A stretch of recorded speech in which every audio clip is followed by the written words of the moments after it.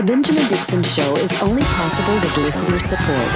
Go to www.patreon.com/The BPD Show.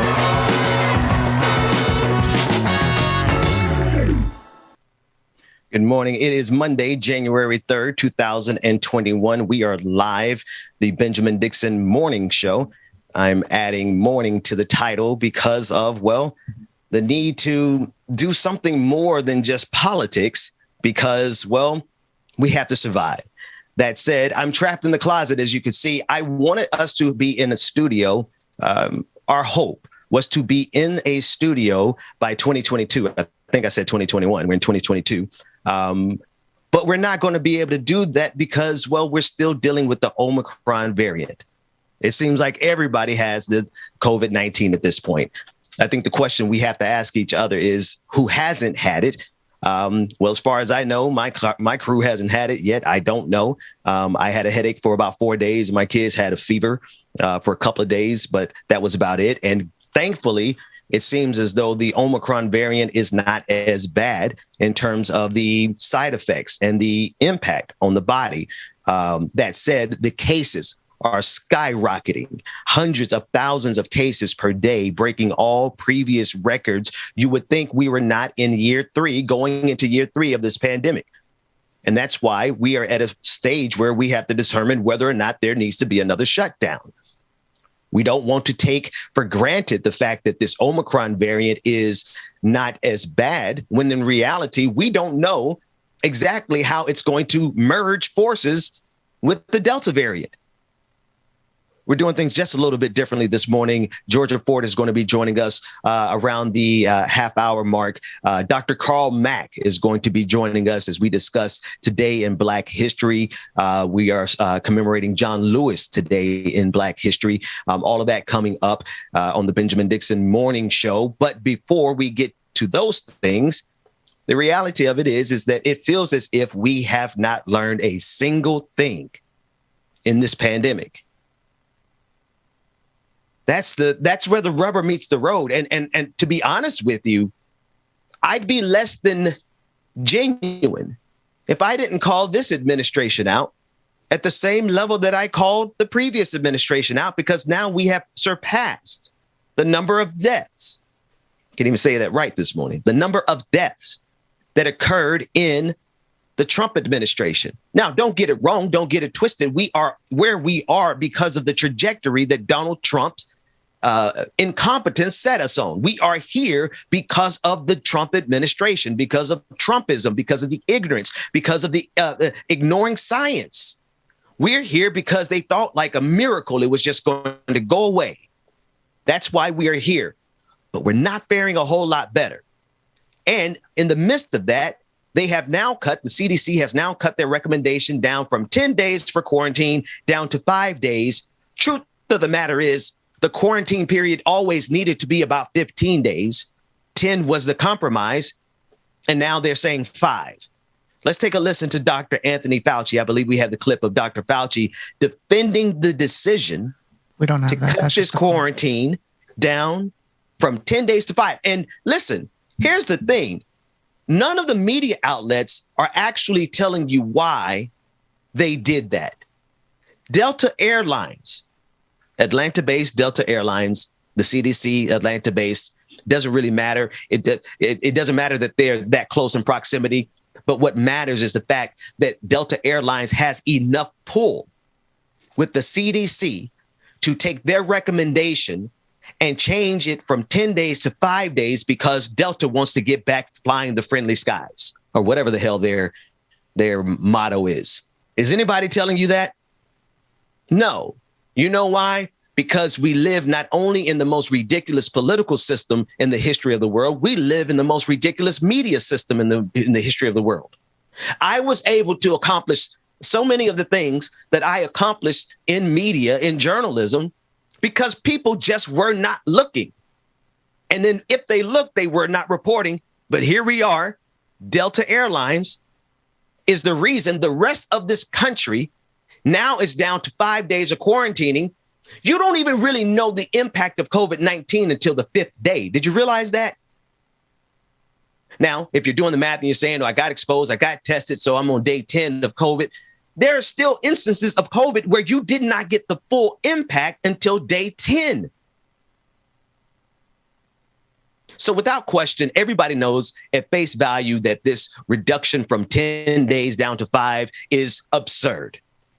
OK, it is absolutely absurd.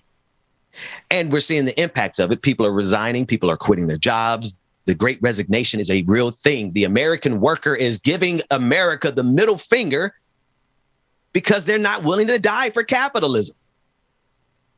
They're not willing to die for incompetent leadership. I don't care what color the leader is, whether they're blue or red.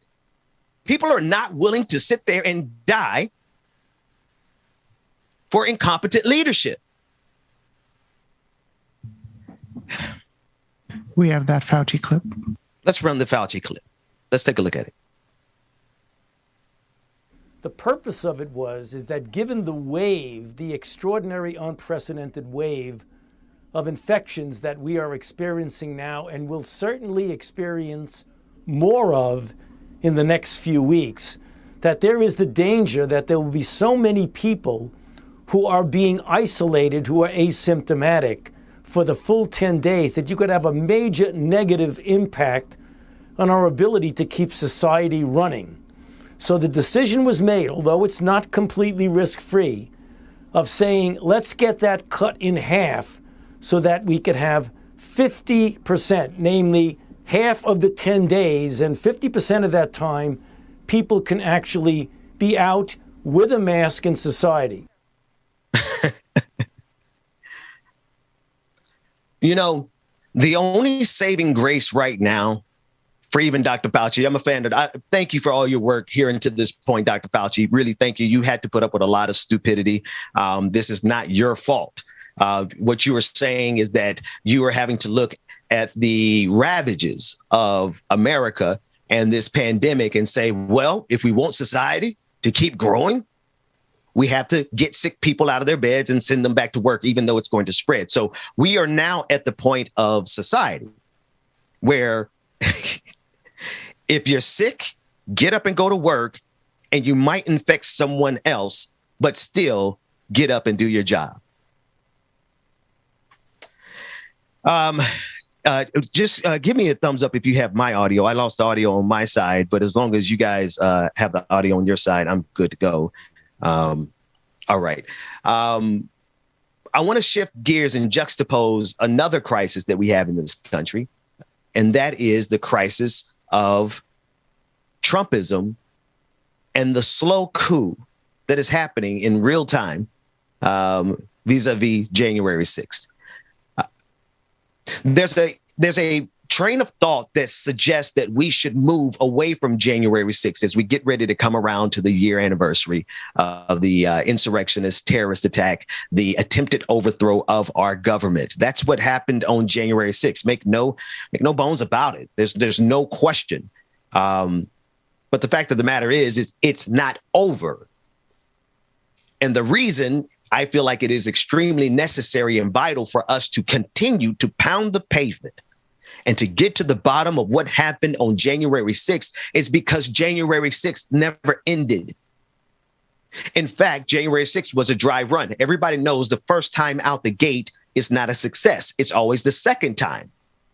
It's just almost like a universal principle, if you would. Take, for example, MySpace. First out the gate, did all the work setting up the idea in the mind of society of an interconnected social media networks. Facebook comes around, nails it. Who was that before Google? Was it Yahoo? Pretty good. Did a good job. Yahoo's still here. Yeah. But Google came second, if I'm not mistaken. Somebody can correct me on the history, but I'm pretty sure Google came second and wiped it's the second part. The first one is a case study.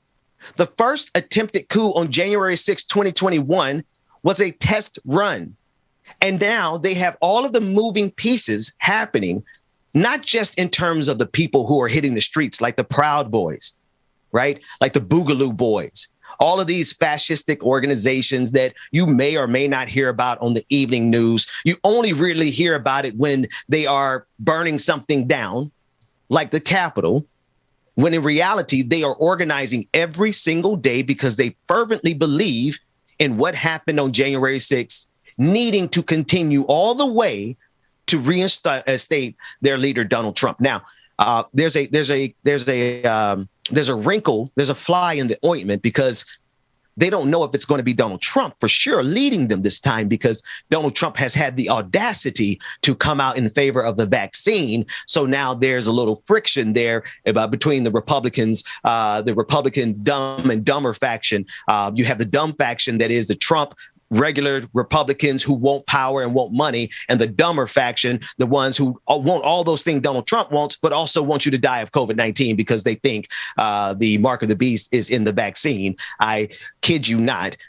This is what we're dealing with. So there is a divide in Trump world, and I think we should exploit it by all means. But that said, it may or may not be Donald Trump who sits on the throne of an America that has been seized by the fascists that are trying to seize power. I know I got in the weeds there. I'm sorry. I know a lot of inside politics. I messed around and became a Washington insider somewhere along the lines. I know where all the bodies are buried. No, I don't. No, I'm not that kind of Washington, D.C. insider. But all of the different games that have been played, all of the different strategies that they have been employing, they have been working. The fascists have been working on grabbing control of this country for over 50 years. And they're in position. And January 6th was just the test run. And so we must continue to pound the pavement about January 6th because, well, they're not done. And in fact, the traitors are still in the temples. The Judases are still in the temple. The Matt Gaetz, the Marjorie Taylor Greens, the Ku Klux Klan, if you would. They're still in Washington, D.C. And it's not just those village idiots. You go all the way to the top. Kevin McCarthy, who's vying to be the next Speaker of the House. He wants to get rid of Nancy Pelosi at all costs because he wants to be the next Speaker of the House. All of them are a part of what happened on January 6th. And I don't know if Joe Biden is responding the way I would if you were Caesar and you knew that Brutus was afoot. What do? January 6th is to America what Brutus was to Caesar. And they're not done yet. So we have that juxtaposed with the COVID-19 pandemic. And really, we don't know. I am grateful. The one thing I am most grateful for is the fact that, well, hey, the Omicron variant has not been as bad. That is the best news that we could get in a country that seems to have learned nothing. And so all of that to say, that's the reason I'm calling this the Benjamin Dixon Morning Show, because I promise you, we cannot win the fight if we are so dragged down by the fight that we just get tired of fighting. I know that sounds redundant, but it's really, really true. Sometimes you're so locked into the fight that you are in that you are completely incapable of making it all the way through. You can't really see what's going on when you're in the middle of it, is what I'm trying to say. You don't really understand that we are in the middle of a once in a lifetime plague, if you would, because we're in the middle of it fighting and we're lost. We can't see the forest for the trees. You get that. It's the same thing with our energy level, right? We're out here fighting. Us particularly, the show. I mean, I'm being really specific. I know you're fighting, but we're fighting on the show. Georgia Ford is going to be coming up in a minute, and nobody is fighting out there more than this sister on the front line of Black lives and on the front line of journalistic integrity. And then you have Brother Carl Mack. He's coming in, and he's going to be talking about this day in Black history. Rebecca Azor, DJ Exclusive. We fight on this show every morning for something good, but we realize something: you cannot fight and not have some joy, because what good is a revolution if there's no dancing? Like we simply cannot fight all the way to victory. We have to have some joy on our way to victory. So whatever you're going through, right? Just keep in mind that sometimes you got to take a step back and breathe, catch your breath, and take an objective outside view of what's going on. But you can never do that if all you are doing is fighting tooth and nail. And that's one thing I do pretty good. Anybody who's watching on Facebook, we get in those comment sections and we give them hell. But I try to juxtapose that fight with some joy, because that's what real life is about. Joy and pain, right? Frankie Beverly, sunshine and rain. It's all one and the same, right? We're not going to be able to get to victory without some struggles, but we are not going to get to victory unless we have some joy. That's it. So I'm not even sure what time it is, and I don't even know who I have. If I have anybody, if I don't have anybody, then David, you're going to cut on your microphone and you're going to be my wingman until the rest of the crew gets here. The Benjamin Dixon Morning Show. David, what's going on, man? I should have just stayed on mute and let you wonder what was going on. No. Good morning. Good morning. Good morning. What's going on, man? Listen, David, thank you, man. Happy New Year, everyone. Happy New Year. Listen, I do want to say this. David is an organizer. He helped create structure out of chaos. So that said, David, what do we got going on? Who's here? Who's not here? What do we got?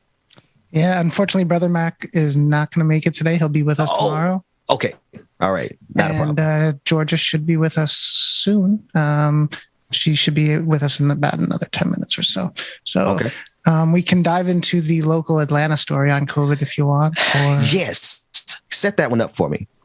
Yeah. So it's not just Atlanta. It's not any specific locality really, because if you look at the U.S. in general, Omicron is just spreading like crazy. We were talking in our meeting last night, and everybody on the team knows somebody or multiple people that have COVID that are testing positive for it. Yeah.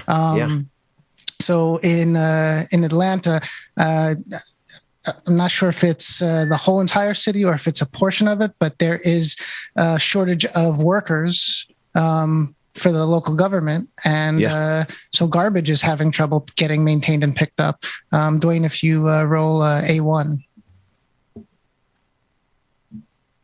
More than half of the solid waste crews are sick, causing delays in picking up trash. Channel 2 Steve Galebach saw trucks out today, but not everything's getting picked up. A critical service over the entire city. Collecting what we all throw away is a tough job, now even tougher with COVID mixing with the week after Christmas. City of Atlanta Public Works say they're now at only 46% staffing, more than half their employees out with positive COVID cases through their on-site testing or with symptoms waiting for results. Wiping out over 50% of our workforce, I don't think that we could have done anything that we haven't done to prepare for this. Public Works Commissioner Al Wiggins Jr. calls it a perfect storm. But they prepared and planning ahead lessened some of the blow, moving staff from other areas into solid waste to get more crews on the street, along with 4 temporary hiring agencies they've been in contact with for just this scenario. They could bring in up to 50 new workers by as soon as next week. Here's the thing. So we're in this critical space where society, the most important people in society, the people who make this thing function, the essential workers, we're at the stage where the virus has hit so widespreadly, making up words, that essential workers don't have time to rest. Essential workers don't have time to quarantine. And then when the essential workers all start getting so sick that they can't come in, our sewage and our waste is going to reflect it. The trash is going to pile up, right? After a while, the bodies start piling up. Not to be so morbid this morning, we'll have fun when everybody else gets here. The sooner the team gets here, the more joy we could have. Until such time, we got to deal with the reality, right? It's only a short step between where we are now and what happened in was it Paris? No, Italy.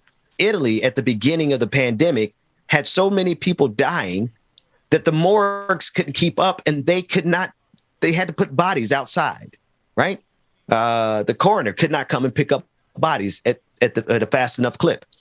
We're not too far from that step, because if you talk to funeral home directors, which we will, I'm going to be talking to some funeral home directors, and they're going to be coming on to tell us exactly what's going on behind the scenes. Because I think if you understood what's happening at the funeral homes, you would not have gone out to party I know nobody in my audience, and I know everybody who's tuned in on YouTube, Twitter, Twitch, Facebook, all those places, and Act TV. I know none of you went out and partied over the weekend, spreading or catching COVID-19, but we're at that point in society where it has become so widespread that the core fundamental people who function can't even stay home because they can't be replaced. Honestly, America is at a perfectly weakened spot for a fascist coup, David. If you think about it, I mean, it's not just the military that takes over a country. It's not just the failing of politicians that leaves a country vulnerable for a January 6th style coup. It's also a malfunctioning infrastructure. It's when your mail is not running on time, right?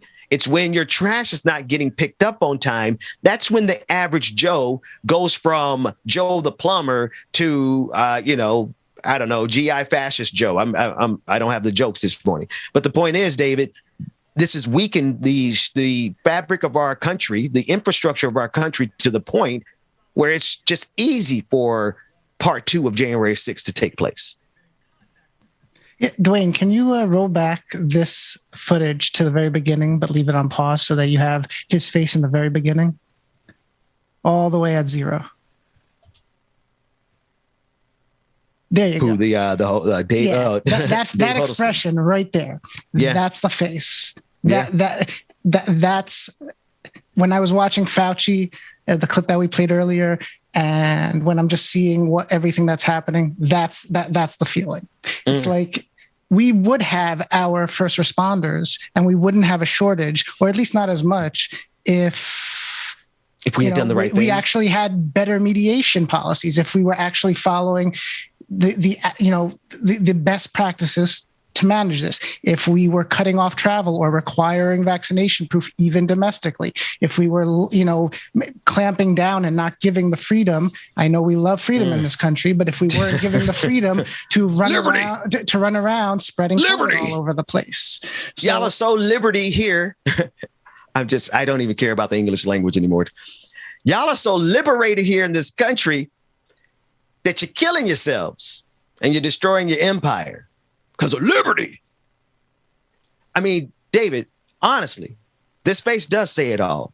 It says, oh my God, my trash is piling up in front of my yard and I have nobody to come pick it up and I can't get rid of all the evidence. I don't know. I'm not talking about Dave Huddleston. I'm talking about some other dad who's hiding something in the trash and you've been waiting for the trash people to come pick it up for a week. They're not coming because we can't have a functioning society, because we have morons running America. And you got Joe Biden, he's whatever. I got to call him out because more people are dead now, Joe. More people are dead now. And we cut it down from 10 days to 5. That's because you got to get up and work. That's because the reason we are here, there's a straight line from what I was tweeting about at the beginning of the pandemic to here, which is the crumbling of society, because we did not do what was necessary 2 years ago to stave off this disaster. And what was necessary was 2 years ago, we should have shut down for about 3 months. If we could have quarantined collectively for about a quarter, there would be at least 750,000 people still alive. That's my best estimate. David, what do you think? I don't think the numbers right now are accurate anyway. I think that they're undercounted. We have states that aren't reporting accurately or aren't reporting in general. Florida definitely has played with their numbers. Dummy. And it's not limited to Florida. I believe it is Nebraska that hasn't reported beyond their state level, meaning their governor might know, but outside of the state, they're not actually publishing their dashboard. They haven't been doing so for at least 6 months, if not longer. At this the dummies point. are afoot, man. The Neanderthals are in charge. We don't have a true count. The Neanderthals are in charge. Ron DeSantis, Brian Kemp, who's the governor of Kay Ivey in Alabama, Mississippi Tate. The Neanderthals are in charge, and they have no problem to be so pro-life. Praise Jesus, pro-life, but throwing about 62,000 lives on the altar of COVID-19 in Florida that we can count. But you're right, David. It probably is way more than that, because lest we forget, Ron DeSantis intentionally made sure that the counting was inaccurate. And who was that young lady they fired? Right? They fired someone because she was trying to give accurate reporting in Florida. Ron DeSantis made sure she was out of there, because we couldn't have somebody actually reporting how many bodies are piling up because of that goofball, Ron dumbass. Excuse me. Sorry. I'll pay the fine. Try not to cuss. But when I think about how savagely sub-mediocre white supremacy is, we really are at the late stage white supremacy, right? We're at the stage where the goofballs are in charge. The Marjorie Taylor Greens, who got suspended on Twitter, by the way. I'm really, I know, David, I know you want me to clown her, but I'm a little nervous because, I'm only a few sneezes away from being suspended on Facebook myself. But Marjorie Taylor Greene, and I guess she was suspended for misinformation, COVID-19 misinformation. Yeah, it turned out she shared we have a clip of that too. We can go to and like it or not, but because Georgia should be with us shortly. But okay. I believe she shared a chart with information that had already been, confirmed as false, had already been addressed, and so Twitter basically stayed true to the policy that they have and said, "Fifth strike, you're out." Wait. Five strikes?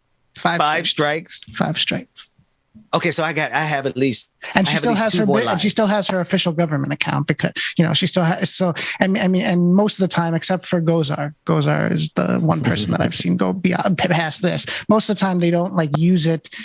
Usually, it's like an aide or a staffer that's just putting out BS on the government. Well, no, I'm just trying to figure out. I'm just trying to figure out how many lives I have left on Facebook, right? So if she has 5 lives, this is on Twitter.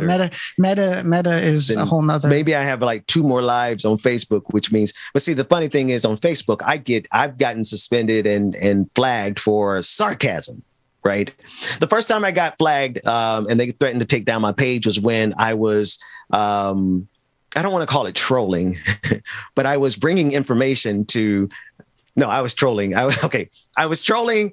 What's the old Aloha lady from Hawaii? What's her name? Help me out. The Congresswoman. She pretends like she's a progressive, but she's really Tulsi. A fascist. Tulsi. I was trolling Tulsi, and I said, "Aloha, white supremacy." They flagged me for that and threatened to take down my page for that. And then they stood by that judgment when I cussed them out. I guess maybe I shouldn't have cussed them out. Then the second time, I want you to watch this, right? This is meaningful. The second time I got flagged for suspension was when I mocked Elon Musk for having that wonderful picture with Giselle Maxwell, who now is sentenced to she's facing 60 years, or I know she was found guilty. I don't know if they've actually sentenced her yet. But I know it's somewhere around 60 years for child trafficking. Time Person of the Year, and so I put up an image of him and Giselle Maxwell. Parody, satire. They're going to take down my page. Strike 2. I have a feeling I don't have 2 more strikes. I'm going to say a black man only has 3 strikes and you're out in this country. But this village idiot of a congresswoman, right? This mush face looking Neanderthal gets 5 opportunities to spread misinformation as a congressperson. And then finally they took her down, but she still has her government account to tweet from, and she still has her Facebook account to send all that misinformation from. Do I have the summary right, David? Sounds just about. I was trying to get in touch with Georgia. No problem. We'll give her some time. She will be joining us momentarily with On the Clock. We are lifting up some. We're just doing the show differently, and we're doing it differently because, well, we have to have maximum capacity to cover these stories because of the absurdity, right? We have the absurdity of Marjorie Taylor Greene. We have the absurdity of January 6th, and the fact that America knows who these Judases are.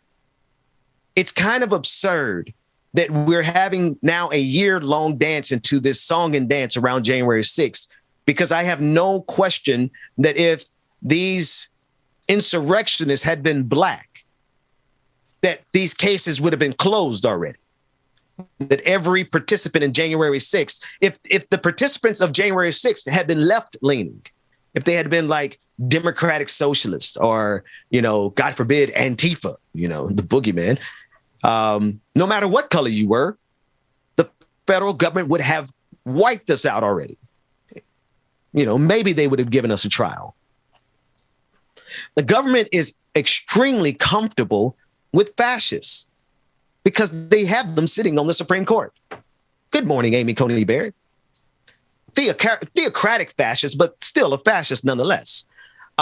We have them through the judiciary, appointed by Donald Trump because he was the useful idiot who just signed off on all of the judicial picks that came from the Heritage Foundation and Mitch McConnell's recommendation and the organization known as the Family. All right.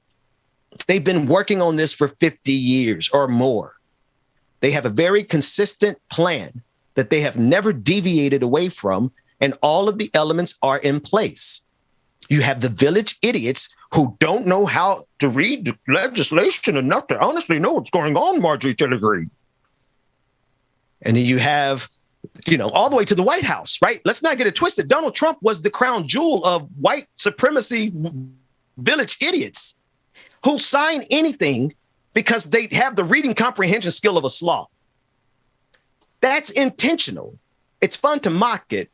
I'm really good at it, but it's intentional, right? So you have the dummy signing the legislation. You have ALEC, the American Legislative Exchange Commission, who's writing the legislation on the state level. And you sure as hell better believe that they have a fingerprint in everything on the federal level. You have the fascists writing the legislations, the dummies signing it. You have the judiciary. I can't even say that 3 times fast. The judiciary being stocked by Donald Trump.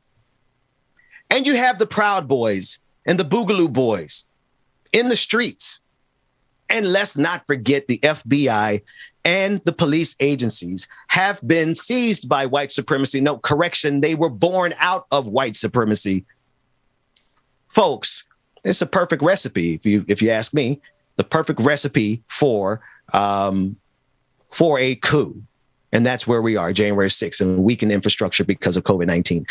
Listen, we're going to take a quick break. When we come back, we're going to be here with Georgia Fort. She's going to give us an update on the clock, more COVID-19, because it is literally everywhere, not just politically. It is literally everywhere. We want to give you everything that we can to make sure that you and your family are safe. A little bit more on January 6th, and we'll be covering all that.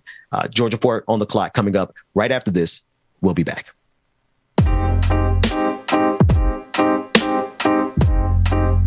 Something to buy the button, yeah. The button,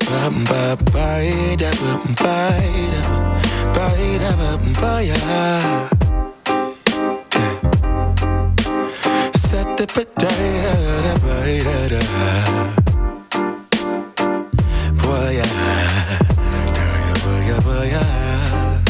sunlight that always stays, dinner by the waterway. It's that sweet life. Raise your cross. Made some dude crack a smile. He asked if I could stay a while. I'm living that high life. Time to catch a flight, but you can make me go. Unlocking all the memories of my new home. Ventilated echoes playing to and fro. Back and forth, yeah. Caught some kids dancing in the alleyway.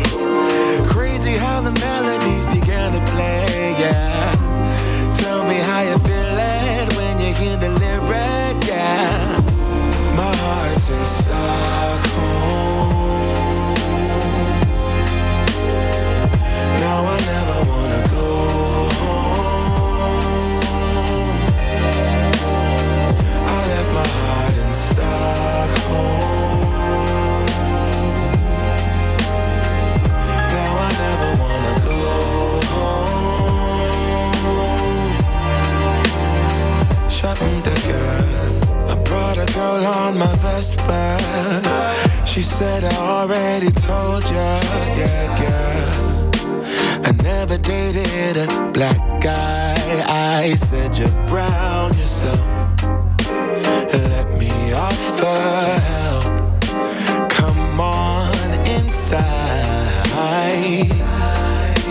Where everybody knows your name, everybody knows your name. Time to catch a flight, but you can make me go. Unlocking all the memories of my new home. Ventilated echoes playing to and fro, back and forth, yeah. Caught some kids dancing in the alleyway. Crazy how the melodies began to play, yeah. Tell me how you feeling when you hear the lyric, yeah. My heart's in Stockholm. Now I never wanna go home. I left my heart in Stockholm. Now I never wanna go home. Separate again.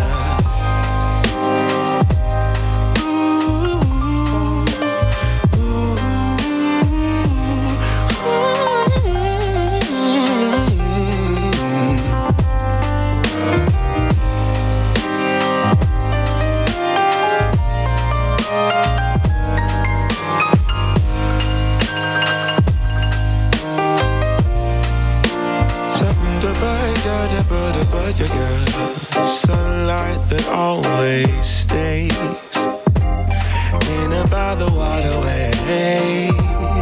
It's that sweet life, sweet life, sweet life. I never wanna go home, go home. I'm living in Stockholm, Stockholm. I never wanna go home, go home. Living in Stockholm, Stockholm. I never wanna go home, go home. I'm living in Stockholm, Stockholm. Yeah. Shut up, I get the bed, the bed.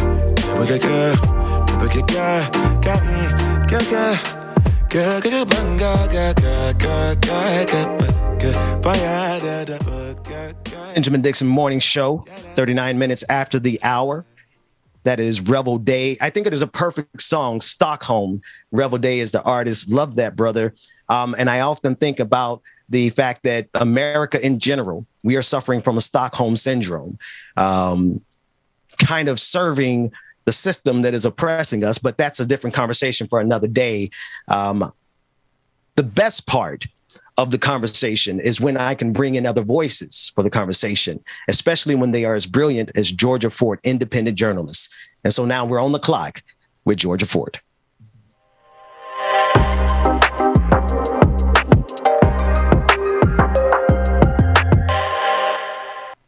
Good morning and Happy New Year.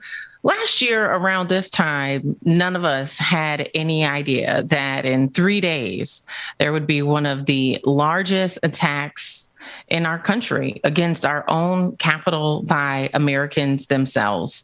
And so as we approach the anniversary of January 6th, it's important to realize that there are going to be some conversations from the people who participated in January 6th that will continue their movement, continue their fight for what they feel like is freedom. I want you guys to take a listen to a recap of current investigations, what Trump is planning, and what we can expect for the 1-year anniversary of January 6th. Well, breaking news tonight, the House January 6th committee standing down on some of its demands for some of the former President Trump's White House documents. This after pushback, interestingly, from the Biden administration, convincing the committee to scale back that request. It is the first time the Biden administration appears to have told the committee its requests on some fronts may have gone too far. Jessica Schneider is out front and joins us now. Explain why. What are these documents? Well, these are documents from the National Security Council. So our teams actually reviewed several letters from the White House lawyers. They're telling the committee that these particular records don't touch on anything to do with January 6th. So in response, the committee has withdrawn their request for now. And like you said, it's significant because it does appear to be the first time the Biden White House has pushed back on handing over these Trump White House documents to the committee. We actually got a response from the committee late tonight saying that they may actually renew this request. So it's not over just yet. And remember, of course, there's still that fight that's now before the Supreme Court about whether 700 other documents from the Trump White House will actually go to the House committee. But those documents, of course, President Biden does approve of handing over. We know now, we are learning much more about what former President Trump was doing while the violent assault was underway. The committee has firsthand testimony now that he was sitting in the dining room next to the Oval Office watching the attack on television. As the assault on the Capitol occurred, that the briefing room at the White House is just a mere few steps from the Oval Office. The president could have at any moment walked those very few steps into the briefing room, gone on live television, and told his supporters who were assaulting the Capitol to stop. He could have told them to stand down. He could have told them to go home. And he failed to do so. It's hard to imagine a more significant and more serious dereliction of duty than that. We know as he was sitting there in the dining room next to the Oval Office, members of his staff were pleading with him to go on television, to tell people to stop. We know Leader McCarthy was pleading with him to do that. We know members of his family. We know his daughter. We have firsthand testimony that his daughter Ivanka went in at least twice to ask him to please stop this violence. Any man who would not do so, any man who would provoke a violent assault on the Capitol to stop the counting of electoral votes, any man who would watch television as police officers were being beaten, as his supporters were invading the Capitol of the United States, is clearly unfit for future office. Next week marks the one-year anniversary of that day, ended with the deaths of 5 people. Congressional Democrats are commemorating the anniversary with a series of events reflecting on what happened that day, while Donald Trump says he will hold a news conference live from Florida. And, as I reflect on January 6th, it's hard to really determine what the biggest failure was. Was the biggest failure for America that we had a president who would be complicit, who likely incited this violence against our own Capitol? Or is it the failure in the people that behaved this way, or the law enforcement who stood by and didn't treat this group of people with the same militarized approach that they do when Black people are in the streets advocating for Black lives? Yeah. Good morning, Georgia. And I think it's all of the above. It's a failing across the board. It's a system-wide failure, right? It's what you see before the collapse of an empire. It's what's happening at the collapse of the Roman Empire. And you're right. I mean, at each level, look at that on the collective level, the idea of America failed, right? On a governance level, every part of the governance system failed, and particularly because of Donald Trump. Now, I have to put a pin here because the reason it failed because of Donald Trump was because of how much power we give the office of the presidency. So the next president has the potential of doing the same thing because we haven't rectified that. And then, yes, ultimately, it's a failure at the individual level because you have these white men who thought that they were aggrieved, like they actually have something wrong in this country when most of them have money and jobs and wealth. They're fine as compared to everyone else.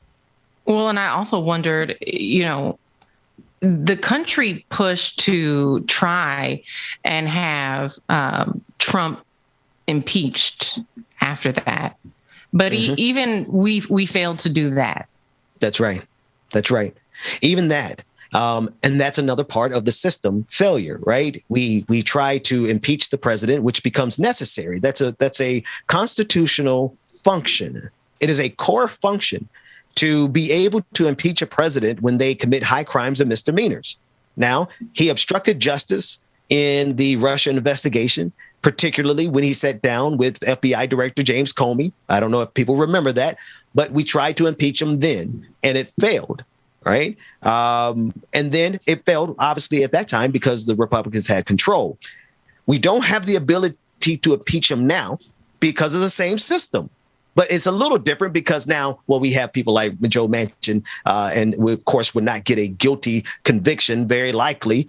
So the point is that, yes, it is a systems failure when we cannot use the structure of the Constitution. The core functionality of our democracy cannot be used because of the individuals involved.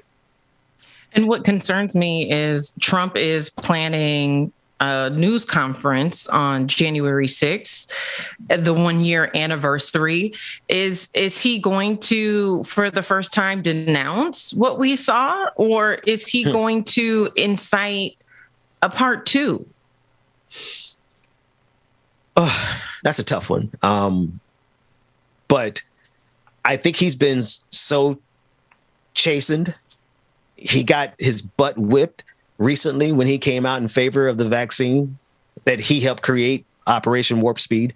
But his supporters don't want the vaccine so much that they ended up booing Donald Trump. I bring that up in context because I don't think he can take an L twice. He doesn't strike me as a person who can get booed back to back. So I have a feeling that he's going to show up and rile up his base. And the fact that it is on January 6th doesn't bode well for this country. Or is he going to use this as an opportunity to formally announce his run for presidency in 2024? Yeah. Oh, he's an opportunist. So he would throw that in there for sure. And because if he did so and he did this early, then he's able to fundraise an obscene amount of money. And I know he needs that because he's not as rich as he likes to pretend to be. This is true. Well, it will be interesting to, see it play out. I don't know if you've been following the federal charges. I know that at one point there were about 550 people who had some type of charge brought forward.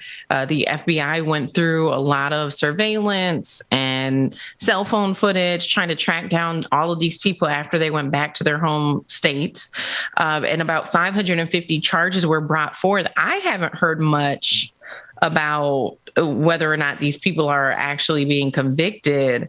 I don't know. Have you been following that at all? Yeah, I mean, they're getting convicted, but definitely it just doesn't feel like the sentences match or the charge. Right. It's not commensurate, if you ask me. They're getting like 5 years. That's a slap on the wrist. If you're from the Black community, we get 5 years for sneezing the wrong way. But these guys got to overthrow the government, or at least did the dry run. And they're getting like 5 years. So nothing. They are getting convicted, which is a step in the right direction. But, no serious punishments. It just, to have that happen. 6 months after the murder of George Floyd, it felt like a turning point in our country because there was so much momentum for this nation to really reckon with the past, to reckon with the racism that has plagued this nation. And when that happened, when January 6th happened, it just felt like it was a huge step backward for our country. And it further proved the allegations that systematically there are differences in the way that white people are treated and the way that Black people are treated. Absolutely. Absolutely. And you flank that with Kyle Rittenhouse. You flank that with just barely getting justice in the Potter trial and in the McMaster's trial. It's really a sobering reality to wake up. But I think I have to pause and ask, what do we expect, Georgia, as Black people in this country? I mean, it's not as though this country was particularly built for us. It was built by us. And sometimes I think we wake up in the middle of the narrative of American history and really think, oh, we're just a good, God-fearing American. We may feel that way, but we have to understand this system doesn't feel that way. Correct. Yeah. Well, it's a new year. And I think that this younger generation has shown that they're not giving up until change is brought forth. And so I'm hopeful. I'm hopeful about this year and that the progress we're hoping we will make, we'll start to see some of the fruits of our labor this year. Yeah. But I know over the last few days, welcome people back, have by the been way. warning. What was that? I was saying, welcome back, by the way. I know thank you. The people have been missing you, and I know we've been gone from on the clock and holidays, but the people were demanding. They were like, "Where is Georgia Ford? Ben, you didn't lose Georgia Ford, did you?" Like, no, she's on holiday. So good. Yes, holiday and the trial. The trial was very consuming, both from a time standpoint. I was in court often 8 to 10 hours a day, but then also emotionally and spiritually, it's just a lot to process and take in every day. So I appreciate the grace and the flexibility that is afforded here on the Benjamin Dixon Show, because, you know, in mainstream media, you would have to go sit in court 8 hours and then turn a package and do 15 hits. So, you know, that's their bad. That's their bad. They don't know. They don't know. They clearly don't know genius when they see it. So, and then when I get genius in my midst, I'm like, no, we're flexible. Take your time. You take the morning off. Do what you got to do. No, I appreciate it. And you're brilliant yourself, my brother. Oh, well. I was gonna talk about Betty White. Oh, yeah. She finally, she reminds me of my pastor down in, well, he's gone now. My former pastor down in Deerfield Beach, Florida, Lambert. He was so old, but he said death was going to have to catch him. Everybody was like, "Are you tired yet?" He said death was going to have to catch. It finally caught Betty White, because I mean, she seemed to be immortal for a while there. Mm-hmm. Yeah. Mm-hmm. We have a clip that the Golden Girls, like have you seen the meme? Have you seen the meme of the Golden Girls being reunited in heaven? I mean, it was cute. So I'm sorry. Go ahead. Oh, no, I haven't seen that one. Yeah. David, do me a favor. Let's run that clip. The clip of, it's not the real Golden Girls, but it is it is a, I think you'll like this one, Georgia. It's old, but I think it is a good way to start the conversation about somebody as dynamic as Betty White, the gospel singer. You have that one, right? We got the X1, Dwayne, X1. X1. Let's run X1. Betty White, thank you for being a friend. Thank you for being a friend. Oh, yeah. Travel down the road and back again. Hey, so we started from the bottom, now we're here, girl. It's true. Oh, yeah. This is my part right here. Ooh,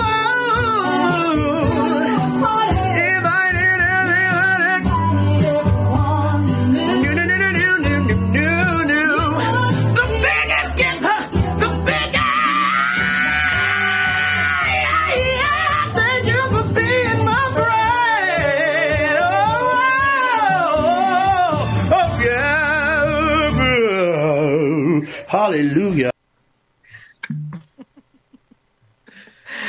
I'm sorry, Georgia. I didn't mean to throw that on you. Wait, when that wig came off, though? That's when you know you're singing. That's how you know you're singing in church. The best singers, when they sing and they throw their head back, every now and then, Georgia, that wig would come off. But what are some of your favorite memories of Betty White? Because she transcended so many generations. I mean, she's 99 years old. You know, I think my favorite memory of Betty White, it really came through my sister. My sister was obsessed, or it still is obsessed with Golden Girls. And so just those moments of sitting with my sister and, you know, watching this show, probably the original show that celebrated sisterhood in such a non-traditional way. And the lessons that you would learn from this show about conflict and resolution and love. And so many times I think that we see shows about women that glorify their sexuality. I think for me as a young woman, this was a way to cherish the aging process because so much about women is centered on our beauty and our looks. And that usually, is at its peak when we're young. Yeah. And so if we as women put all of our stock, all of our value in our beauty and the vanity of that, what happens when we lose that? What happens when we age? And so I think the thing that I appreciated the most about the Golden Girls was this was a show about women who were beyond those years, and the friendship that they had. And so, I think that there's just so many layers, for me there, and what it meant for me to watch that show with my sister growing up. You just actually gave me a really brilliant idea. I have to bring you in on it after the show, because I love the fact that moving from Boston back to the South allowed my daughter in particular to spend a lot of time with her grandmother. That didn't happen when we were 13 hours away. It's a lot easier when we're an hour away. And she just loves to go in there, and she'll sit there and watch Judge Judy with her. She'll watch those old shows. But I had never really thought about it from that perspective. It gives a young woman insight into what it's like to be an older Black woman. I think that's an important part. And I guess it's that Madea, that Momo, that grandma Nana role, the queen mother role that every little girl needs to be able to look up to. Absolutely. Well, and when you have, there's so much messaging that is sent to our young women, from the dolls they play with to the shows that they watch, that everything is about appearance. And so I think that it's important to also invest in our young women so that they understand that it's also about the relationships you have with other people, how you treat other people, your wisdom, your level of responsibility, your humor, your wit. It's not just about the way, that you look. Ain't nobody trying to tell you to walk around looking like a slob, but we shouldn't invest so much, stock into the way that we look. And, I guess the same thing could be said about men, but it just doesn't seem like there's so much pressure there for young men. Oh, yeah. Well, the pressure is different, right? The pressure is, look at Boosie. We talked about not Boosie. It was somebody who had their little boy at his little boy's birthday party dancing with an adult dancer. So the pressure to be, something other than a kid is definitely present there for young Black boys as well. There's a clip though before we go, because that's a conversation that we need to expand on. And I know DJ Exclusive and Rebecca Zora will be joining us momentarily. But before we go to that conversation, I want us to play this clip. And David, I want you to properly set it up, because if I'm not mistaken, this is a show that we're looking at. This is the Betty White show from like the 50s. And it was some controversy at the time because she had a Black tap dancer on her show, but the people didn't want to see it. Do I have that right, David? Yeah, I believe this. I don't know how long Arthur Duncan was on the show for, but she had the Betty White show, and in 1954, she was criticized for having him on. Arthur Duncan was a tap dancer and actually a singer as well, but much better known for his tap dancing. And she basically told whoever was criticizing her, I don't know if it was network heads or who, I'm sorry, live with it. She's actually been quoted as saying that. And the show was canceled soon after at that point, as a reflection of the environment back then. But this clip is from their interaction. I would love to. Let's run this clip. Let's take a look at Betty White, looking like a snack back in the day, doing her thing with on behalf of Black folks. Let's see it. But no, wouldn't you think so?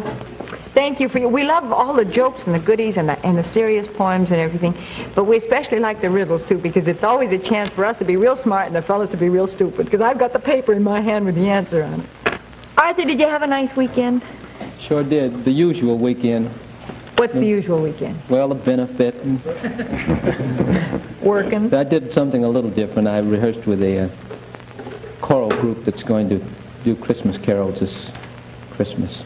Oh, wonderful. You're going around from house to house, or? I think their plan is to go to hospitals and orphanages and things of that nature. Well, that's a wonderful thing to do for Christmas season, Arthur. Arthur's all set for his number today. This is a fine number for him to do when he was rehearsing Christmas carols all day yesterday. Arthur Duncan and Sing You Sinners. Sinners, drop everything and let the harmony ring up to heaven. Sing, you sinners. Sing, sing, sing. Sing, sing, sing. So that was controversial back then. Georgia and Betty White on the front line of it lost her show because of it. That's wild. Mm. Well, allyship doesn't come without a cost, but that's right. She paved the way for so many more allies to come behind her. And I think that she made this sacrifice, even losing her own show, because she was on the forefront of believing in diversity and inclusion. And I think she carried that throughout her entire career, wanting to break the mold of what Hollywood said entertainment had to be. She saw it different, and she carried that sentiment all the way through to the Golden Girls. That's right. That's right. I think I heard in the background, so you heard me say her in the background, DJ Exclusive. And I want to get him in on the conversation for Betty White as well as Rebecca Azor. So let's take a quick break. Georgia, can you hang out for a few more minutes across the half-hour break? Mm-hmm. All right. So then, but you got to do the thing that I love. I hate to be particular about it. Can you take us to the break and just add one thing though? We're going to add the morning show now. So do your magic, but add morning in there. Okay, I got you. Keep it here for that and more on the Benjamin Dixon Morning Show. There it is. I'm about to say, I don't know how being heard me. Was I breathing hard or something? Good morning, everybody. Good morning. Might help if I unmute the music. Good morning, y'all. Good morning. Happy New Year, everybody. Happy 2022. And hopefully it's not 2022. Welcome again, everybody. Welcome. Your coffee, your tea, whatever you need to get your morning started, man. I'm having a rough one, but I'm here. I made it. Good morning, everybody. We're going to get some sounds rocking, and then, like it or not, it's starting up next on the Benjamin Dixon Show. Happy New Year, Georgia. Happy New Year, Brother Ben.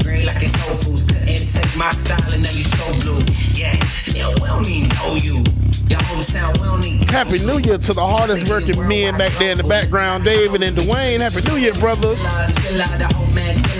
So free, can't no man kill him. Came from the bottom, was a broke man, girl. Still move like 10 man with no found without pardon me, I get hectic. Lily, happy New Year to you. Brittany Woods, Nicole Howe, happy New Year. Juanita, Greg, happy New Year. Brenda Johnson, Six Dragon Daddy, happy New Year to you. Happy New Year, everybody. Shoot the Dragon, good morning. Happy New Year. Laura Estrada. We missed you at the party, Laura. We ain't gonna get on you this morning over. Happy New Year to you. Good morning. Brother Lateef, Mark S, Ill Hustler, what's going on? Tyler, what's up, Tyler? Jonathan came through looking like Jesus, of course. Good morning, Jonathan. What's up, sir? Penelope, good morning. Very good morning to you. Susan Bradley, good morning. Shout out to Mama and Daddy. I know they somewhere lurking in the chat room. Good morning, Mama and Daddy. Love you all. Good morning, Q.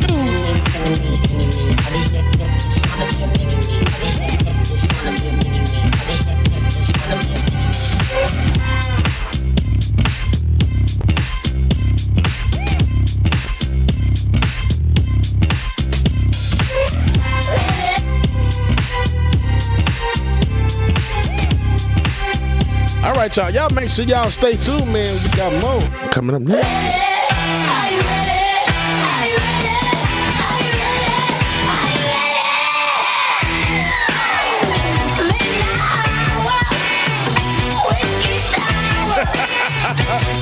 We're sending warm thoughts to Tiger this morning. Tiger, good morning. Tiger says, hey, Bubba, hope you're having a better day than me. I'm digging my mother's car out of a snow ditch because she would listen to me when I said stay home. Sending warm thoughts. These warm thoughts are for Tiger. Tiger, this song is for you as well, too, Tiger. Stay warm out there, brother, please.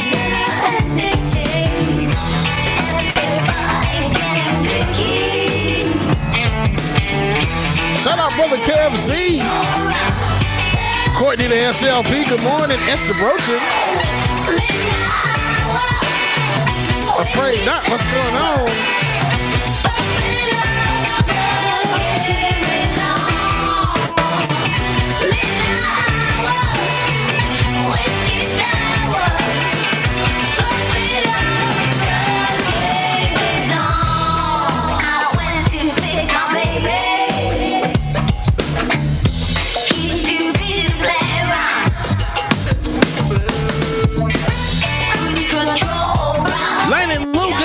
The demon, y'all, my mama.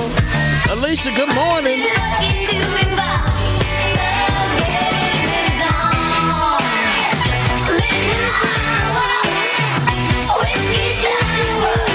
Shelby Hall, good morning to you.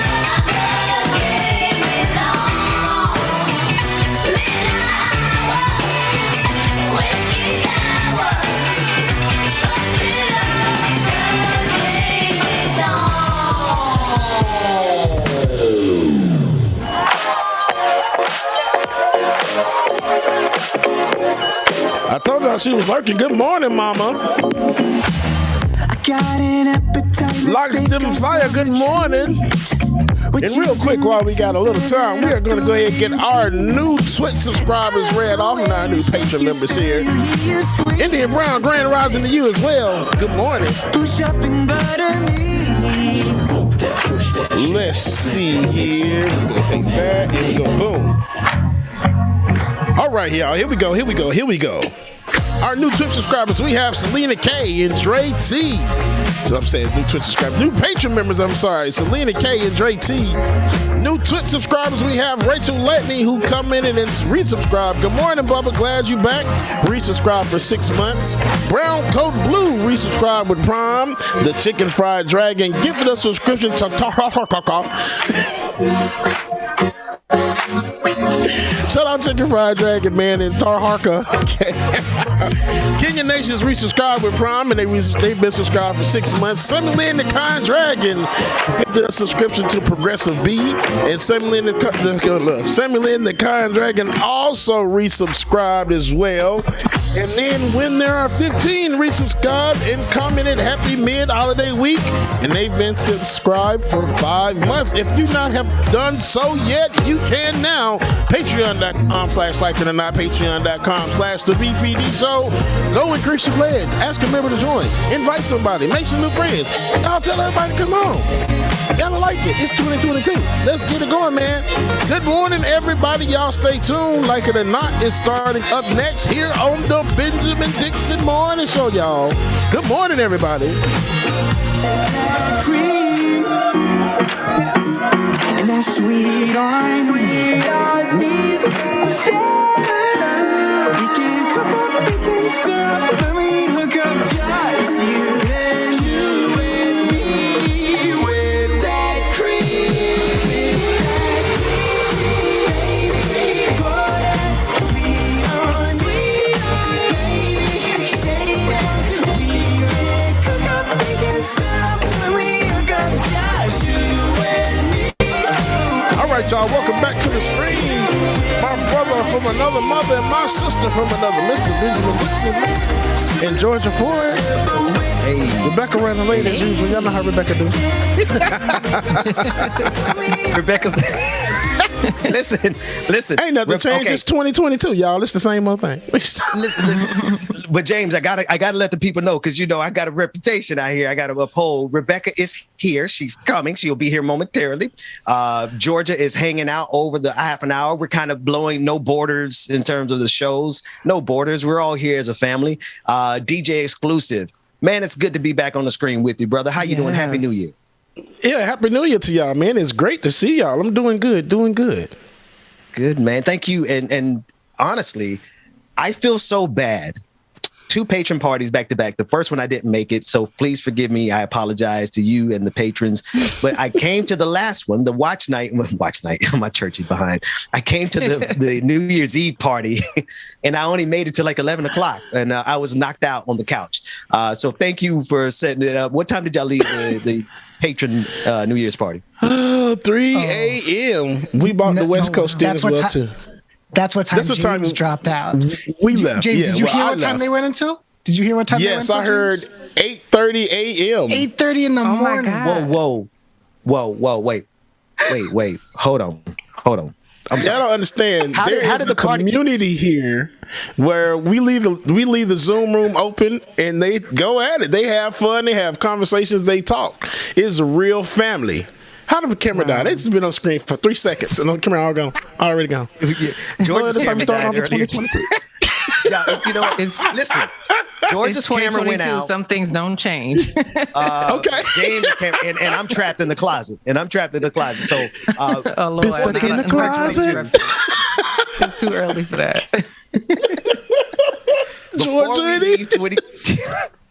Y'all go ahead. See, the thing is, the more I've learned the magic of hosting a show is the more voices that are on the screen, the less I talk. And the less I talk, the better the show is. I just want to say, before the end of 2022, we're going to have us some actual studios. I'm speaking that into existence. Georgia, I love having you in this conversation like this, because when we do On the Clock, it's usually like we're covering the news, and we got to do that. Mm-hmm. We got to cover it with journalistic integrity, but sometimes we just got to talk. Yeah. I mean, I think sometimes, especially when you're focused on news, people, think you're uptight and don't have a personality. And that's not the case at all, but I wouldn't be kicking until 8:30 in the morning, though. I just the way my kids are set up. I like to have fun, but listen, I'm up. I'm officially a grandpa, and I got to ask more, James. As soon as your camera is ready, I want to know more about this committee that meets after you're off the air, because you're like, you're our last team member in the Zoom party. So we take no responsibility for what happens on the Zoom after our team members are gone, James. Absolutely. After that, it's all in their hands. So I have nothing to do with that. So what goes on at the patron party after hours, the after party is, we're going to have disclaimers that we have no responsibility for broken chairs, all the partying that they be doing. So shout out to the community. It really is a dope community, and it's good to be back on the screen. James, Betty White. I didn't see that one coming. 2021 would not get his old funky, janky ass out of here without taking somebody as precious as Betty. Henry Kissinger is still alive, but Betty White is gone. What are your thoughts on the system? Man, and on the last day of 2021, that was one of those things just like, oh my Lord Jesus. And the only thing I can do is like, finally, when I'm calling everybody, like, Lord, they done got Betty White finally. Lord Jesus, help us all.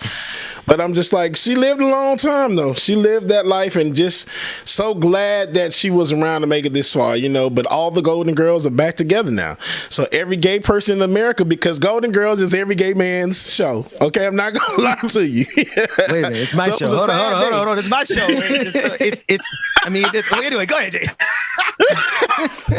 So, Georgia, how you doing this morning? Let me stop. I'm just missing my coffee, but other than that, I'm fine. Look, right. I'm trying to figure out what in the world is going on with Ben.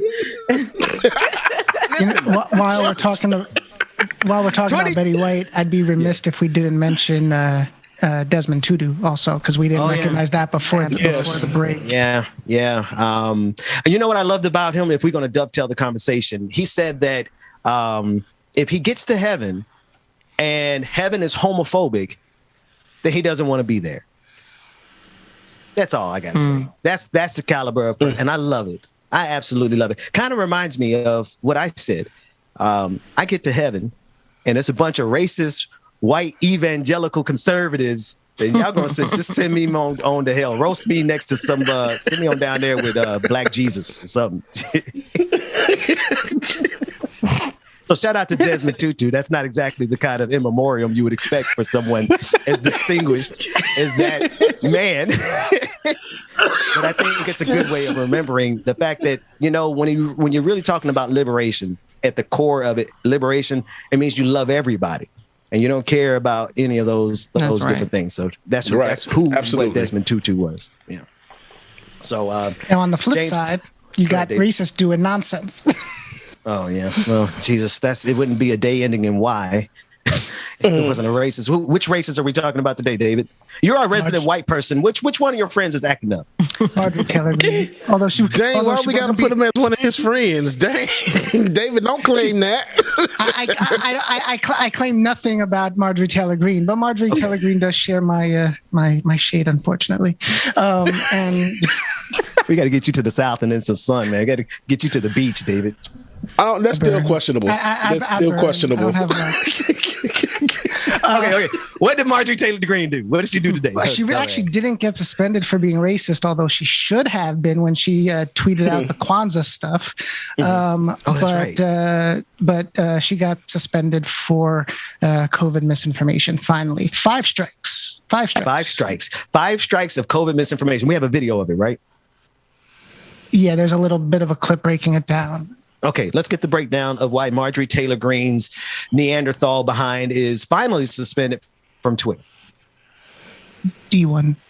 Twitter has permanently suspended the personal account of Georgia Republican Congresswoman Marjorie Taylor Greene. The social media service removed Greene's account on Sunday after she tweeted a misleading chart with unverified data Saturday. The tweet falsely suggested COVID vaccines were causing large numbers of deaths. The post represents Greene's 5th violation of Twitter's coronavirus misinformation policy, meaning her account will not be restored. However, her official congressional account remains active.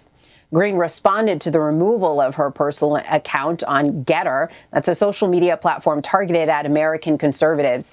She attacked Twitter as a, quote, enemy to America that can't handle the truth.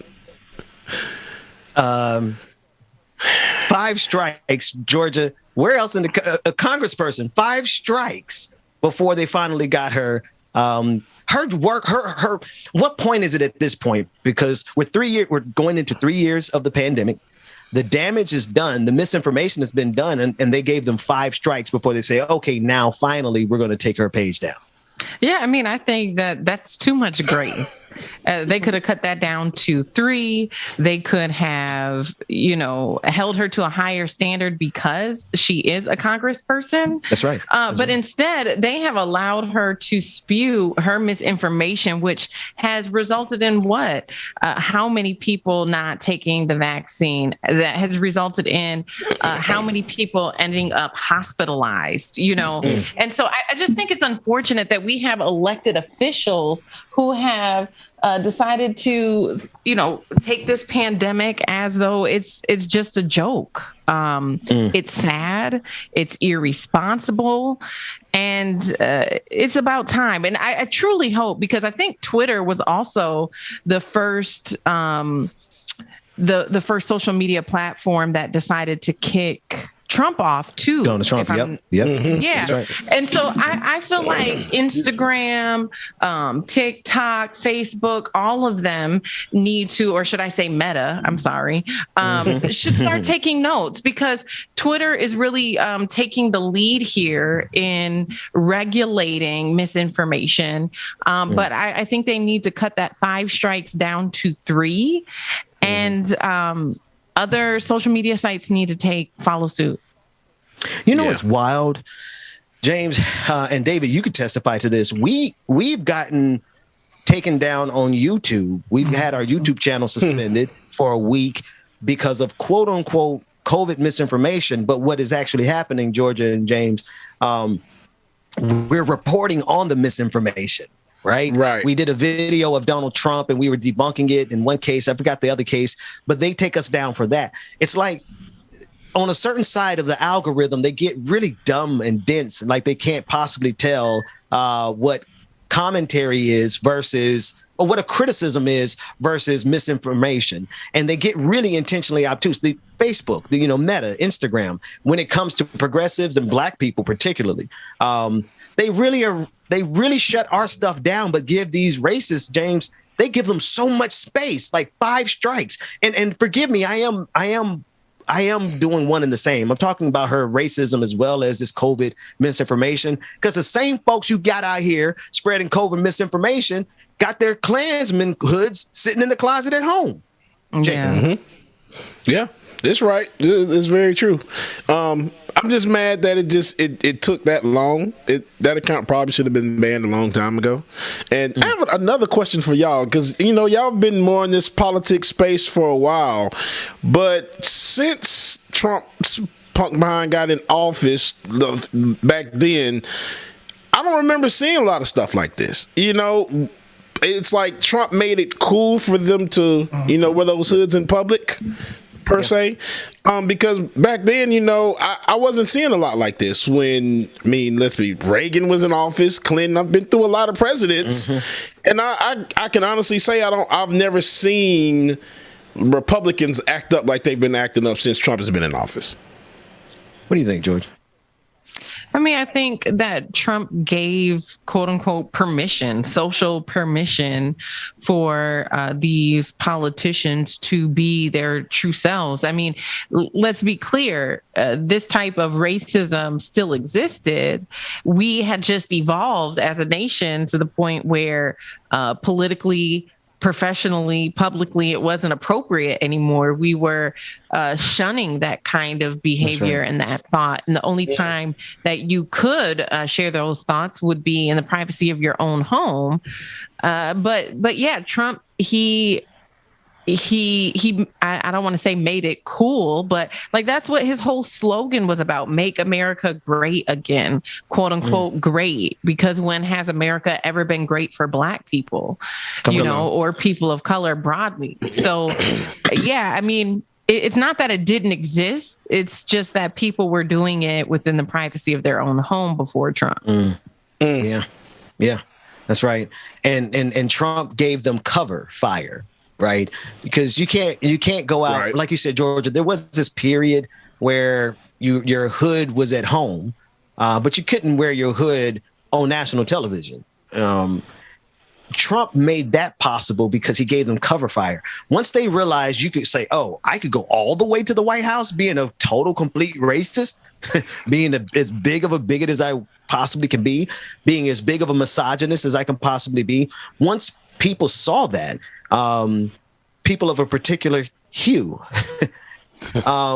they followed in suit and followed in kind, and it inspired them, but it also gave them cover. So now you have all the village idiots running into the Congress. Marjorie Taylor Greene being amongst them, and Twitter finally getting her slothful self out the paint. But she still has her. Go ahead. I think it's better this way, though.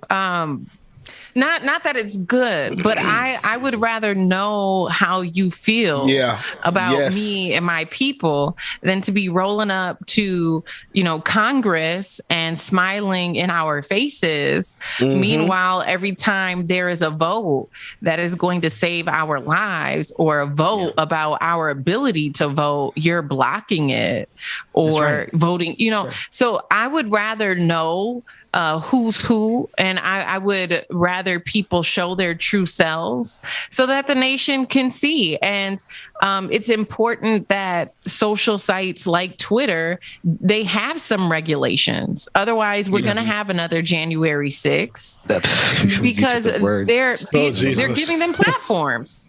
Yeah.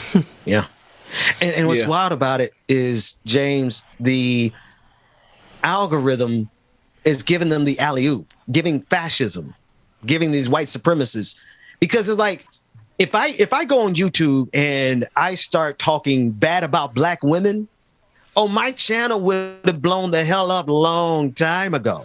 You know, that the algorithm prioritizes stuff like that. It prioritizes that right wing kind of funnel all the way from, like, you know, somebody like Donald Trump, the Ben Shapiro, all the way down to full blown Nazis, right? YouTube, Instagram, all of these platforms have been proven to take folks from some regular old schmegular old bigotry, which they got their hoods at home, right? And it takes them all the way down a funnel to where now they think they got to march up the steps on January 6th because these white folks really think that somehow they have been oppressed in this country. James, what are your thoughts? They got it bad, James. That statement in itself was funny because you said white people think they have been oppressed. You got to feel like you're oppressed to go marching up those steps. Capital like man, that. something like, I wish a white supremacist would come to me and talk about, man, do you know how oppressed I am? I could only get the Ford F-150. I couldn't get the Dodge Ram 3000. I couldn't get the King package on my Ram. That's how oppressed I am. I had to pay property taxes. Bitch, we don't even have property. You talking about, I'm mad 'cause I got to pay property taxes. And Ben, you made me forget my statement, what I was going to say when you said that. Ben, you threw me off. I don't even know what we're talking. What are we talking about? No. We're talking about the funnel, the YouTube and Meta. It takes regular old bigots and turns them into January 6ers. Yeah, and I just don't understand it because, like, there's so much shadow banning going on when it comes to this algorithm. We tried our best, and we always bump it. We hit that algorithm hard, especially on your channel, Ben, but it still seems like it gets buried and pushed further under. And I've seen this happen with several black people's accounts as well, too. So it's ridiculous. But, you know, in 2022, this algorithm will be broken. Hey, because what they messed up around. Go ahead, George. Go ahead. No, you know, I think it's part of the reason also, right, we have to start investing in Black-owned apps, Black-owned social sites, because they still have the control, even though, you know, we're independent from some huge network, so we don't have editors or news director that's filtering what we say. We're still at the mercy of these social sites who, in large, they can't filter what we say, but they can filter who it reaches.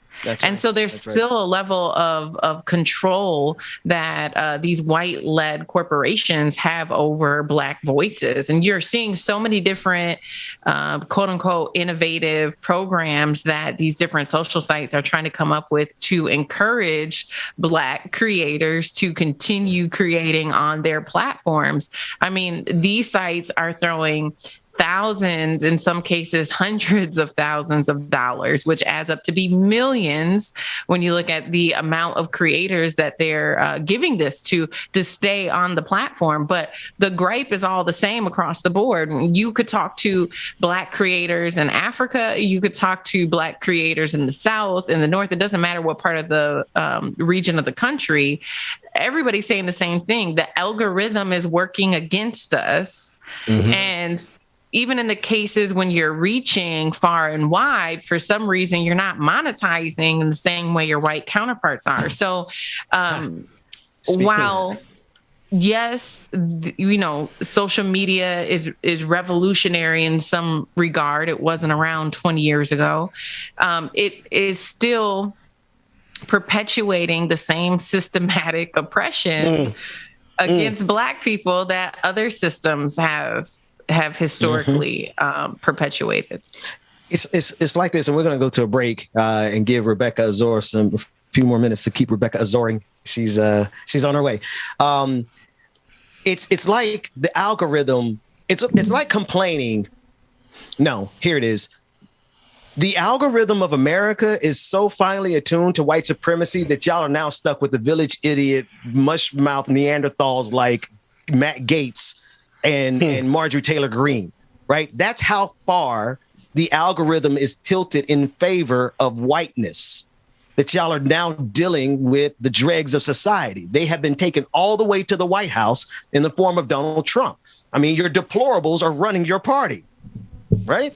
On the other end of the spectrum, I mean, you could be as dope as the Benjamin Dixon Morning Show, as Georgia Ford on the clock, as Rebecca Zor, like it or not, and DJ Exclusive, and the algorithm will look at you like, that's cute. You know what I mean? Like, nah, you're not. You're going to get 300 viewers this morning. You know. In the meantime, you get some clown who can barely conjugate a verb. Look like meth has hit him across the face a couple times, and he gets millions of viewers in no time flat. Listen, they got nothing to complain about over there. DJ Exclusive, let's go to a break, man. Let's light them up, do some music, do what you do. We're going to give Rebecca Zor a few more minutes. When we come back, it's time for Like It or Not. Whether we like it or not, we'll be back after this. You can't stand, man. All right, y'all. Y'all make sure y'all keep it locked. Rebecca will be joining us.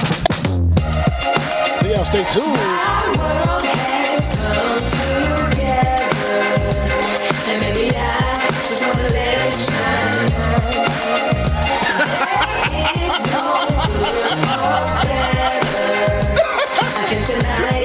Where you going, bro?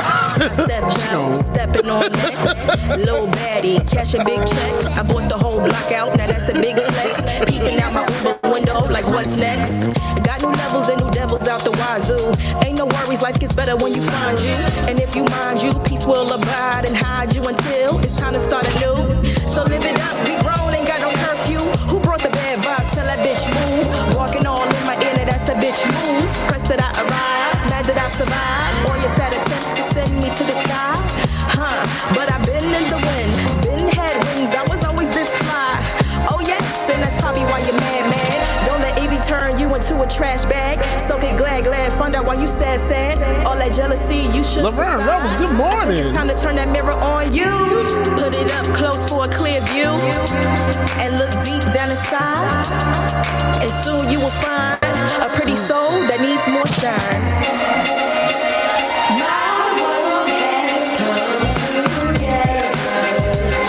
Jenny, good morning. You got my little bubble dance. Kareem Ransom, good morning to you. And yeah, I agree with Georgia, man. I would rather know who these white supremacists are in Congress and the Senate. Get it on out there. Show your true cards. It's okay. Be your true, authentic, racist self. Period. Always pressed about my life. Talking with your frenemies about me, saying, ooh, girl, have you seen it like the shine lights? You tried, but you could never dim my light. Please know I'm untouchable, girl. I'll slip through your fingers like a real fly kite. Why you wanna turn a good day into fight night? Dwayne, I just had a special moment, Dwayne. Take that bad energy and go and get your mind right. Say a prayer tonight. How do you make the number one disappear? World of danger, cause you dwell in that drama. I put the work in, now I got the big bags that you call. No, you just add a G and it's gone.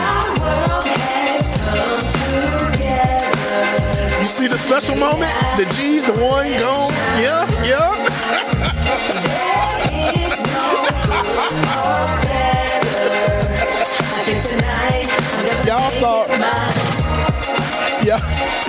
Y'all thought that in 2022 that these jokes was gonna stop? Hell no. My wife thinks I don't give her enough privacy. At least that's what she said in her diary.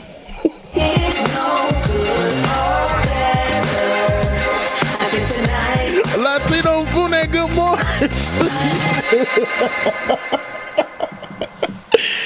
Hey man, y'all know I have no sense already, man. Good morning again, everyone. Make sure that y'all stay tuned. Rebecca will be joining us next on the Benjamin Dixon Morning. Good morning. Brand new roller, swipe at the G-Shock. Moving slowly, I know the street hype. No more double, go ahead and detox. Yeah. Came from the trenches, they ain't showing us no love. Dogging in the city, all we wanted was a hug, yeah. We on the block like every night to catch a buzz. Get the cash and take my family out the hood, that's a must. Good baby, with no soldiers. Bad past never left my mind, it's taking over.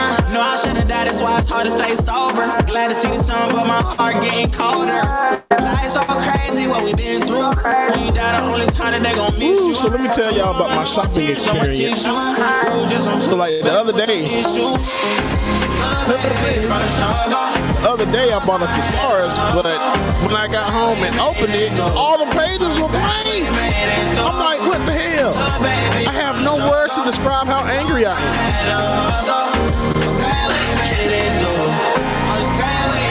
Brother Chuck Diesel, what's going on, Brother Chuck? Happy New Year to you. Brand C, good morning. Case, what's going on? A.R. Walker, on it goes. Good morning. Esther Brooks, Alicia. Blind Mellow Jelly, good morning. Blind Mellow Jelly, man. I hear they're developing a mind-controlled air freshener. Yes, that's right. A mind-controlled air freshener. It makes sense when you think about it. Gotta get it. It makes sense when you think about it.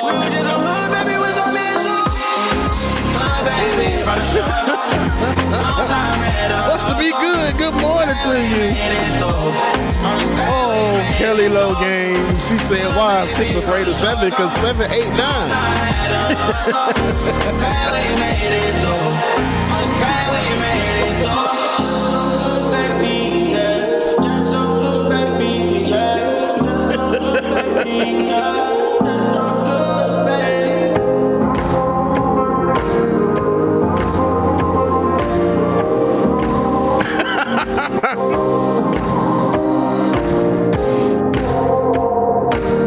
Okay, cool. Man shovel. Good morning. Good morning, man shovel. Good morning.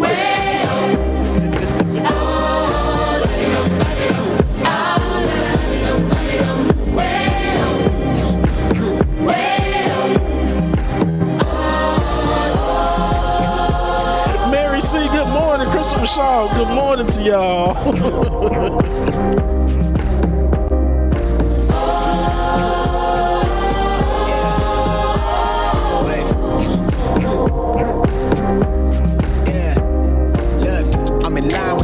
I'm in sync with the earth.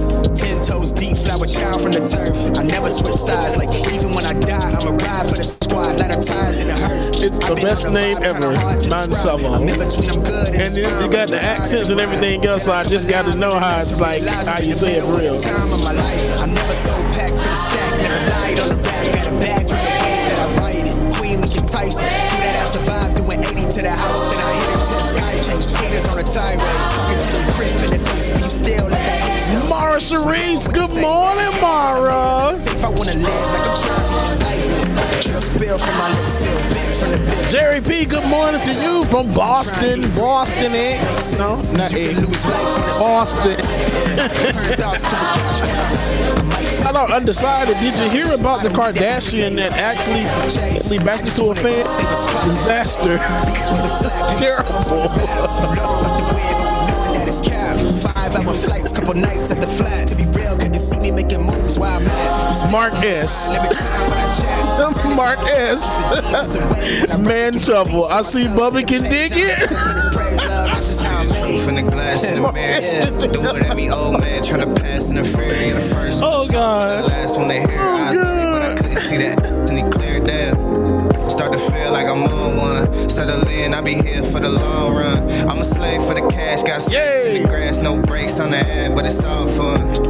We done seen it all, heard it all. Heard enough, give me space before I murder y'all. 10 bad here, I'ma curb them all. 12 missed calls, and I still made a curtain call. Here to light it up, lighten up. Hear him talking, they ain't right enough, tighten up. Everything that I came for, I left with. I don't bang sets, I just bang on the set list. Going past something when I came for the breakfast. Put me in your prayers, I might put Amar Lego, happy New Year to you. Good morning. This gold in my soul. Quint Wolf, good morning.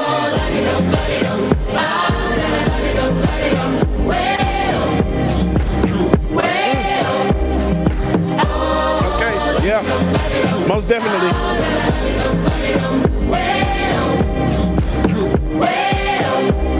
Right.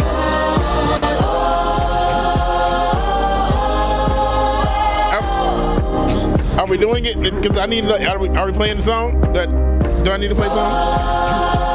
Okay, I'm gonna go play the song. I'm gonna play it.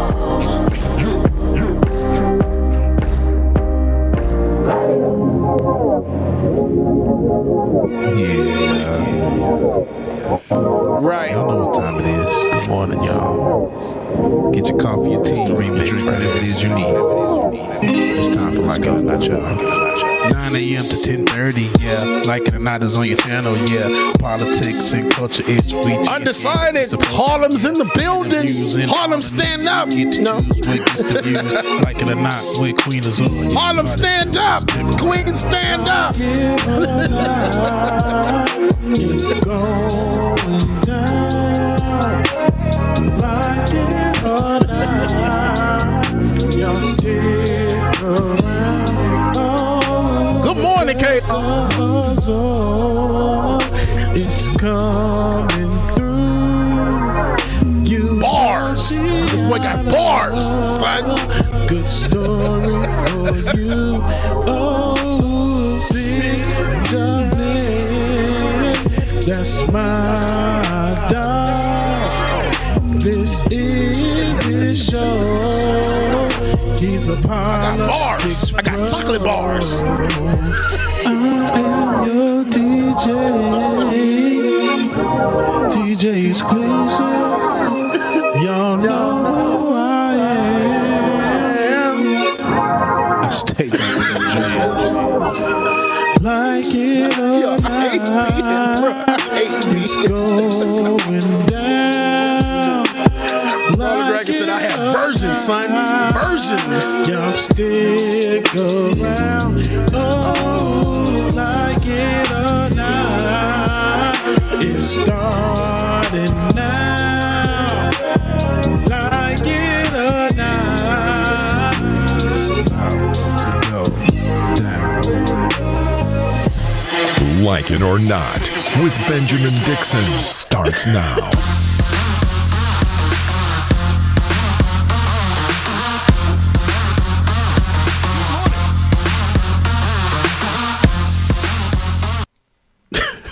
Good morning, good morning, good morning. Good morning and welcome to Like It or Not, where we're free to start the show with Rebecca Azor. Whether you like it or not, no, I don't. And we hope Rebecca likes it. They shut them bars down because of COVID. Oh, man. Not really. They still open. I know, right? They don't care. They don't care. DJ exclusive. We are giving Rebecca a little bit more time to Rebecca Azor, her way onto the screen. It wouldn't be the start of the year without Rebecca doing her thing. So the most brilliant. Rebecca Azor is the Azoring. Azoring. That was a good one. In the most magnificent way. My brilliant but untimely sister will be here momentarily. In the meantime, we had to start the show because the show's almost over. Right. Ben, you woke up and chose violence this morning. Okay, with you today, bro. I honestly choose violence every day, but for every my day. Kids, thank God for kids and deliverance. I wish I was a little bit taller. I wish I was a brawler, not a baller, but a brawler, because I would take on. Somebody need to put Jake Paul. Somebody need to beat him. It ain't nobody beating him right now. So he's just going on a world tour. He's offering to get beaten. Well, he claims he's still going to KO, but he's offering a real fight. I think if you flip my height, you get his height. So I was just joking, Jake Paul. I don't want to fight you, but somebody needs to beat your ass. I mean, Ben, go ahead and fight, bro. Ben, just go ahead and fight. Get 10 seconds and get millions, and then hey. So the way it's damn that, Jake Paul, I'll fight. Nobody gonna beat him the way it's set up now because it's in the contract that they can't beat him. It's in the contract that they can't beat him. I mean, it's not put in up the F1 public while we're talking about it. It's not in the public contract, but it's they gonna make sure he don't lose because he's too hot of a commodity right now. Yeah, he's bringing in a lot of money. Yeah. So, David, what's the story with Jake Paul? He's offering to retire from boxing and fight Jorge Masvidal. Come on, help me with that last name, somebody. Masvidal. Yeah. In the UFC, if Dana White agrees to the following demands. Here are his demands. Guarantee UFC fighters 50% of UFC annual revenues. Increase fighter pay to $50,000 per fight. Minimum is currently $12,000. Provide long-term health care to fighters. And then there's an expanded description. He wants to increase. He wants to increase the minimum pay for the fighters. If you skip down past number 3. These are the good things. He said you have 5 days. These are demands for real. He said you have 5 days to accept and to implement the above by March 31st, 2022. Once implemented, I will immediately retire from boxing, enter USADA, and agree to a one-fight deal with UFC to fight Weak Chin George. Weak Chin. I did not see that coming. So it's crazy because the things that he's asking of Dana White is all great things. Like, this is stuff that needs to happen for the UFC fighters because they out there putting their lives on the line for our entertainment and making pennies. But he's a clown, man. He's a clown. I kind of hope Dana White takes his offer. One, because it'd be good for the UFC fighters, but two, Jorge Masvidal would tear that man apart. Is that why he wants to fight him? I feel like he wants to fight him because he wants to legitimize his fighting career, but it wouldn't be. I wish I was a little bit taller. But somebody, I don't know what you do. What you do? Tell me more about these contracts behind the scene, because somebody can beat him, but you're saying, likely, like maybe he's too much of a commodity to take a chin. All his fights have been set up. Well, majority of his fights have been set up like those exhibitions, like when Floyd was fighting people and it was in the contract, it was only going a certain amount of rounds and there wasn't going to be any scorecards and things like that. So like it's set up to be a spectacle, to be a show. But I feel like, I can't prove it, but I feel like it's in the contracts that they can't knock him out. Like I feel that. There's been people that should have beat up on him but haven't. And I know who can whip whip his ass. Who's that? Go ahead. I'm sorry. Finish that though. I was just gonna say I feel like this show he's putting on is taking away from all the legitimate boxers out there who aren't getting the recognition and kind of the publicity that they deserve. Like, it's a lot of good fighters out there, and this is like a crappy person. Yeah. It's a crappy person with a good PR team who has they found a nice way for a jerk. I'm just calling him a jerk. I was gonna call him a jackass. I'll call him a jerk. They found a way for a jerk ass to come off nice because he's asking for things that, quite frankly, UFC y'all should do. Right? This is what he's asking for. Yeah, nobody should be out there taking it on the chin and getting knocked out for $12,000 on any night, ever. Because I know some people that take it on the chin, they get way more than that. Come on, man. I hate you, James. Good night, everybody. I'll see y'all tomorrow. I tried my best to legitimize that as if it wasn't a double entendre, but I legitimized it even more by saying amen at the most inopportune time. But I digress. That said, welcome back, everybody. Happy New Year. Nobody should be taking it on the chin for $12,000. I mean, Trina said 25 G's for. Never mind.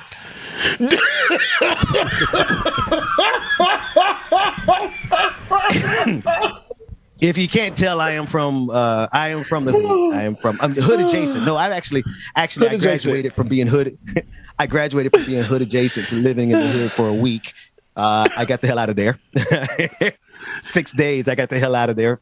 But let me tell you about the hood. Since we're talking about the hood and we're talking about people who could whip Jake Paul's ass, Pompano Beach, Florida is where our next story goes. And I'm from Pompano Beach. We affectionately refer to Pompano Beach as the ugly corner. Down there by Omar's, down there by the train tracks over there by Ely High School. It's a rough neighborhood. Ely High, simply short, going to make you happy and you know it.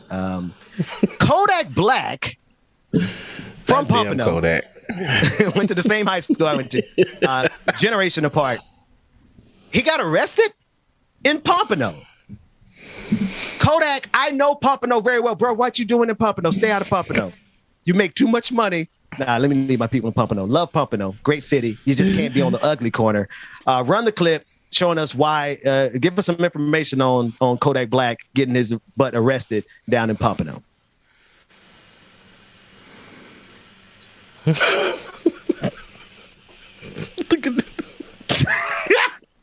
Wait, I can't hear him though. Shoot. I'm like, yo. Wait a minute. Wait, hold come on, back. Hold on. I got you. Back it up. Good music, bro, and it's positivity, fam. And that's it. And just be giving back to the hood, well, the surrounding communities now. Cause I ain't going back to the hood, bro. I guess that's what, like, something to really show me to stay out of the hood, fam. Like, then what just happened with that the other little rapper dude in this hood and shit.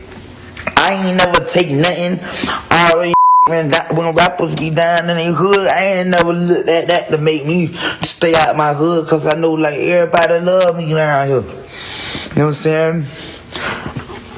And plus I'm on some like I get on some gangster shit, but I don't want to be on no gangster shit right now. But anyway, like, you know that, like, everybody love me and I love everybody, so I don't be thinking that, like, I shouldn't be in the hood. But that's a lot. But I guess that was an eye opener to show me, like, man, bitch, I'm growing up now. Got people depending on me. This shit more bigger than the hood now.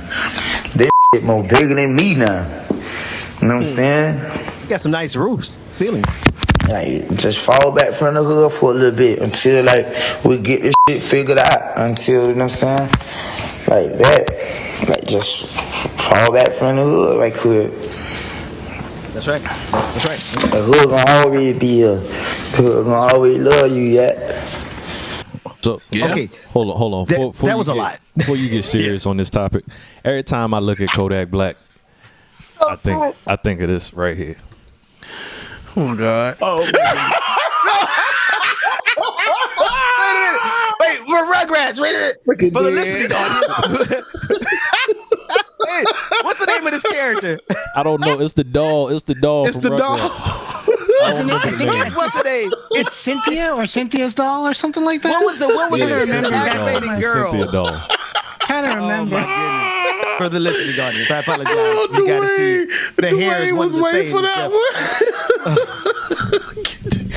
And I wasn't going to get serious just yet, Dwayne, because I had no idea what the hell that brother said. All I heard was fall back from the hood, and I think that's some great advice. You know, Pompano is a particular type of city. Love it, and I know the people in Pompano love you, Kodak Black. And I love your work too, man. With some problematic places that you have, but that's a whole nother conversation. But yes, fall back from the hood. Fall back from the hood, because don't nobody. A prophet is without honor in his own hood. It's basically what the Bible said. You famous, you popular. You think just fall back, recalibrate, and get out of there. And you know. I'm not going to talk bad about this man's hair, because I want to be able to go to Pompano too, because I'm from there, and I exactly. So I'm not going to say nothing bad about Kodak Black on it. So the chats are saying that it was hard for them to grasp what he was saying. I don't know how the audio came through on our line. I know I had a similar experience to Ben, but I had the misfortune of listening to this like 2 or 3 times. So essentially, he was talking about. So it took you like 4 times, David. No. I was trying to figure out what to clip, because this is not the whole clip. Oh, he spent at least 5 minutes in front of the mirror in his bathroom changing. His ceilings are nice though. There's some dope ceilings he got in there. It is. Go ahead, David. Look, I thought it took David 4 times to understand and comprehend. I'm like, that's about white. Let me stop. No, I did have to play it back for some of it, but no, it was more like James. I don't know if I can pass that test. It was a long clip. I was going to ask him to play it back for me. If that is a black card test, I think I failed. So, David, after doing your you're doing your analysis on black vernacular, what did you discover?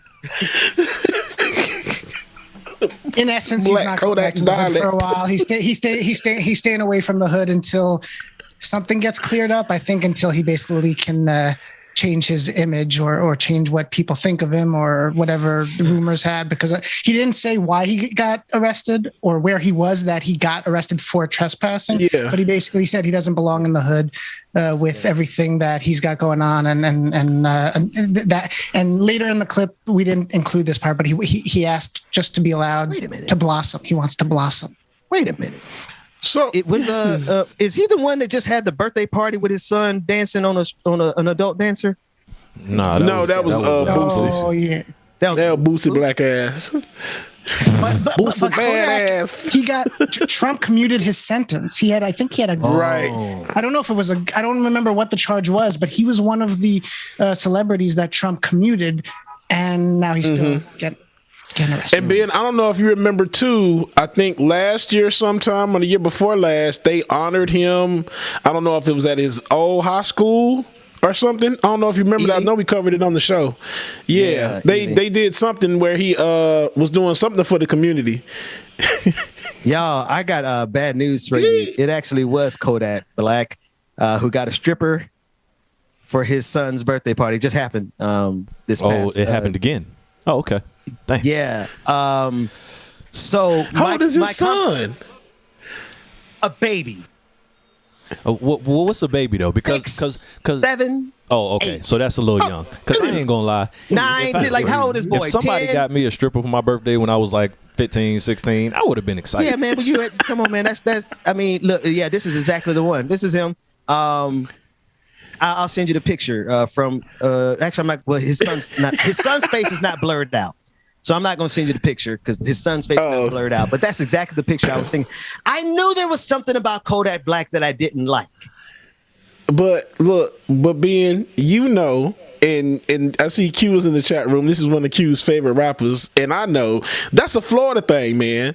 That's literally a Florida thing where they're going to get they 9, 10, 11, 12-year-old sons a stripper for their birthday. I know a lot of people that have done it. Look, bro. Look. Now, listen. Just in case somebody is new to the show and have no idea who I am, I'm the last person that's going to cast judgment on anybody's proclivities, especially as it pertains to these aunties out here who are working their butts off at the strip clubs for y'all janky asses. I'm not judging anybody. But if you're doing it with kids, you don't need to have kids. Because that's abuse, man. That little boy, I will share the picture, but the picture of the boy is not blurred out. And you got, somebody who, as a grown man, looks quite good. Bent over, touching the toes. Throw that ass back and get low, right? But not an 8, 9-year-old baby. Kodak. Maybe the reason you got arrested for trespassing because you got, man, listen, I don't want to go down this road because this, I want to be able to go back to Pompano one day. Right, Ben. I'm about to say they about to take your car, bro. Like I said, man, that's a Zoe thing. That's that culture. Man. It ain't right. They ain't saying that it's right, but that's that culture. All right, well, then I'm gonna mind my business. But it ain't gonna be done around me. It'd be one thing if they got a gun and gave it to the little boy and say, "Hey, why don't you go out here and shoot somebody?" Well, now, okay.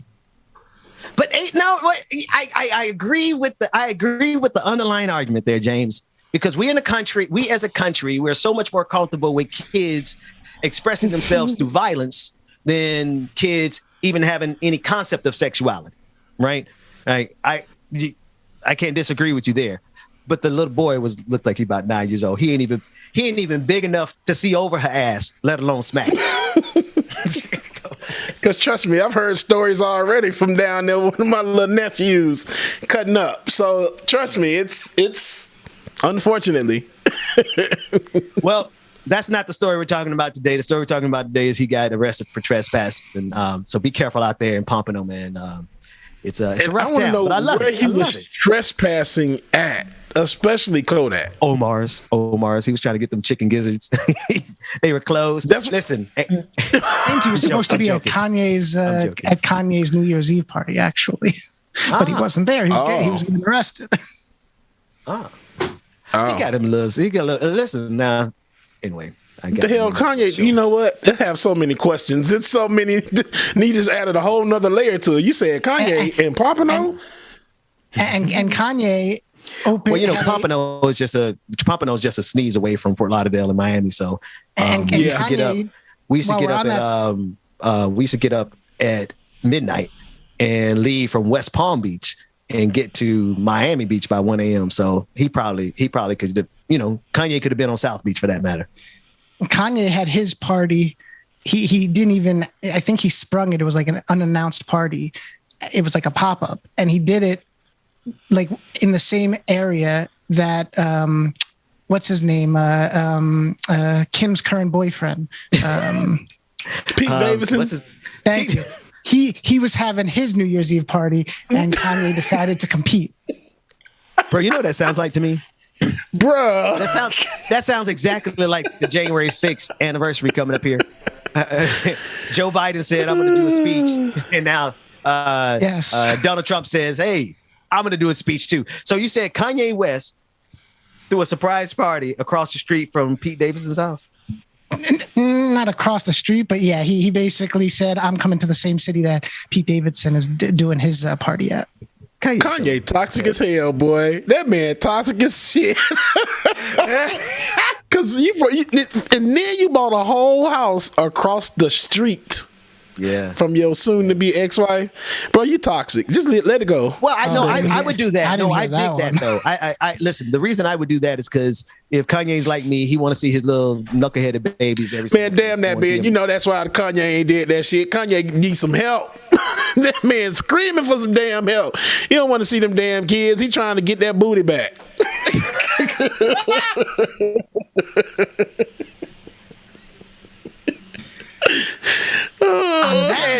We're gonna go one step further since we're here. Somebody said this whole thing is orchestrated. Actually, James, I think you said it. This whole thing is orchestrated to take attention away from the Travis Scott thing that happened over in Texas, right? So that wasn't me, but that makes sense. Somebody said that. I'm like, because I was just thinking about it last week. Like, damn, haven't heard anything at all about the Travis Scott incident. Haven't heard anything else about it. No news, nothing.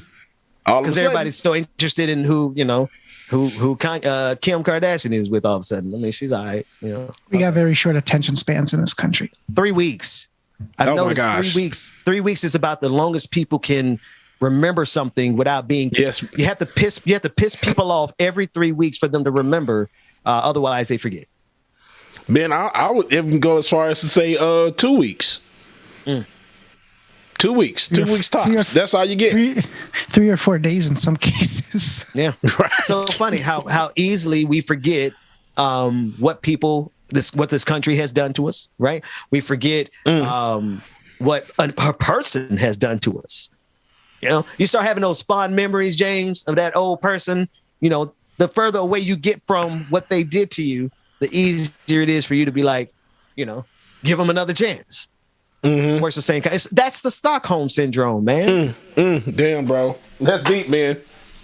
That's what Revel Day was singing about at the top of the show. Look at how that worked out, man. We so beat down in this country. Because really, think about it. Can any of us think above or further than like 30 days beyond our bills? Damn, bro. Nobody. We can't think past 30 days. We all just running in a cycle, forgetting Damn, all the man. stuff they've been doing every step of the way. Yeah. I'm sitting here like really trying to think about like the last 30 days. Okay, I remember it only because of the vacation. That's the only reason I remember. I was about to say, James, how can But even still, it's like it's like scattered. Like it's really scattered. 30 days is the max. I would say 2. David, you might be right. 2 weeks. And the way I know this, when I had a quarantine, listen, long story. I'm going to tell it quick. I was so busy doing my journalism thing that I got disconnected from my kids when I came to Atlanta because I was just down here grinding, just working. The pandemic put me back in the household with my kids, and it took me a while, but I finally remembered, holy crap, I don't care about journalism. I want to raise my kids, right? I had a quarantine for 3 weeks after going to Cleveland, covering the race with Nina Turner. I had a quarantine for 2 weeks, and then because of travel, it ended up being 3 weeks. And I noticed that connection. 3 weeks, you started forgetting the feeling that you had back when you last left them. And so I just figured, man, these people who run this country, they really know the way they get away with murder, the way they get away with it is by keeping us in this little 3 week cycle. We don't even remember the trauma. Doesn't January 6th seem like 3 years ago? Bruh, yes. And that's also why like Bezos ignores scandals or other people or Musk or any president or any politician, because they know the scandal will be focused on. At worst, it'll be a couple of weeks and then it's going to be over until next time. I've learned the art of not forgetting. I'm not God. I'm not Jesus. God gonna forgive you and forget, not me. I'm making a list and I'm checking that bitch twice for everything that occurred in 2021. And we're going to make sure that we don't forget it, because if we forget it, one, it helps me be petty and really vindictive. It's not really the best traits in humanity to remember everything that people did to you, but I digress. But if we don't remember, then we don't recover. We don't learn. They get to treat us like this again. Okay, case in point, black votes in our vote. Black people in our vote. Joe Manchin and Kyrsten Sinema are counting on us forgetting, because their next election is not until 2025. It really only takes 3 weeks to forget how bad they were to us. I'm the petty type of person that's going to remind you every 3 weeks. Hey, all the way through 2025. Thank you. Please do. Like, never forget. Especially that one. That's something I won't forget. Ever, ever, ever. On that, ever. It is 10:07. We got a couple of things to talk about. Well, actually, Ben, you might want to make the announcement about next week, and then we can switch to after party. Listen, we're going to go to the after party. We are going to a 4-day show. We're going to give us all the same day off, which is going to be Mondays, because F Mondays. But we're going to have something here for the community, where you Facebook, Twitter, Twitch, YouTube, all that. We're going to have a stream on that day, but we will not be live. We're going to be live Tuesday through Friday, and we're going to be live with the whole team, kind of like we did today. We start off with the Benjamin Dixon Show. We're going to add Georgia Fort on the clock. We bring in DJ Exclusive. Then we're going to add Rebecca Azor. And then when Brother Mac is here, he'll be here tomorrow. We'll have the whole family on board by the end of the show, so we can have the realest conversations that you have not had. All right? The conversations that people are not having. That's what we're going to do here by the time the show is over. And that's starting next Monday. No live show, but there will be something here for the community to commune together. Anything else I got to remember, David? Nope, that's it. Let's go to the after party. Well, Rebecca Azored her way through the entire episode. Azored the whole way. The whole way through the episode. So she'll be here tomorrow, if not during the after party. David, Dwayne, we're in your hands. DJ Exclusive, take us to the after party. Oh, I forgot about the song.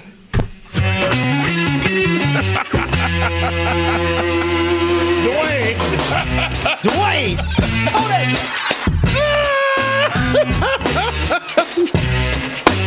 Hate that man so much.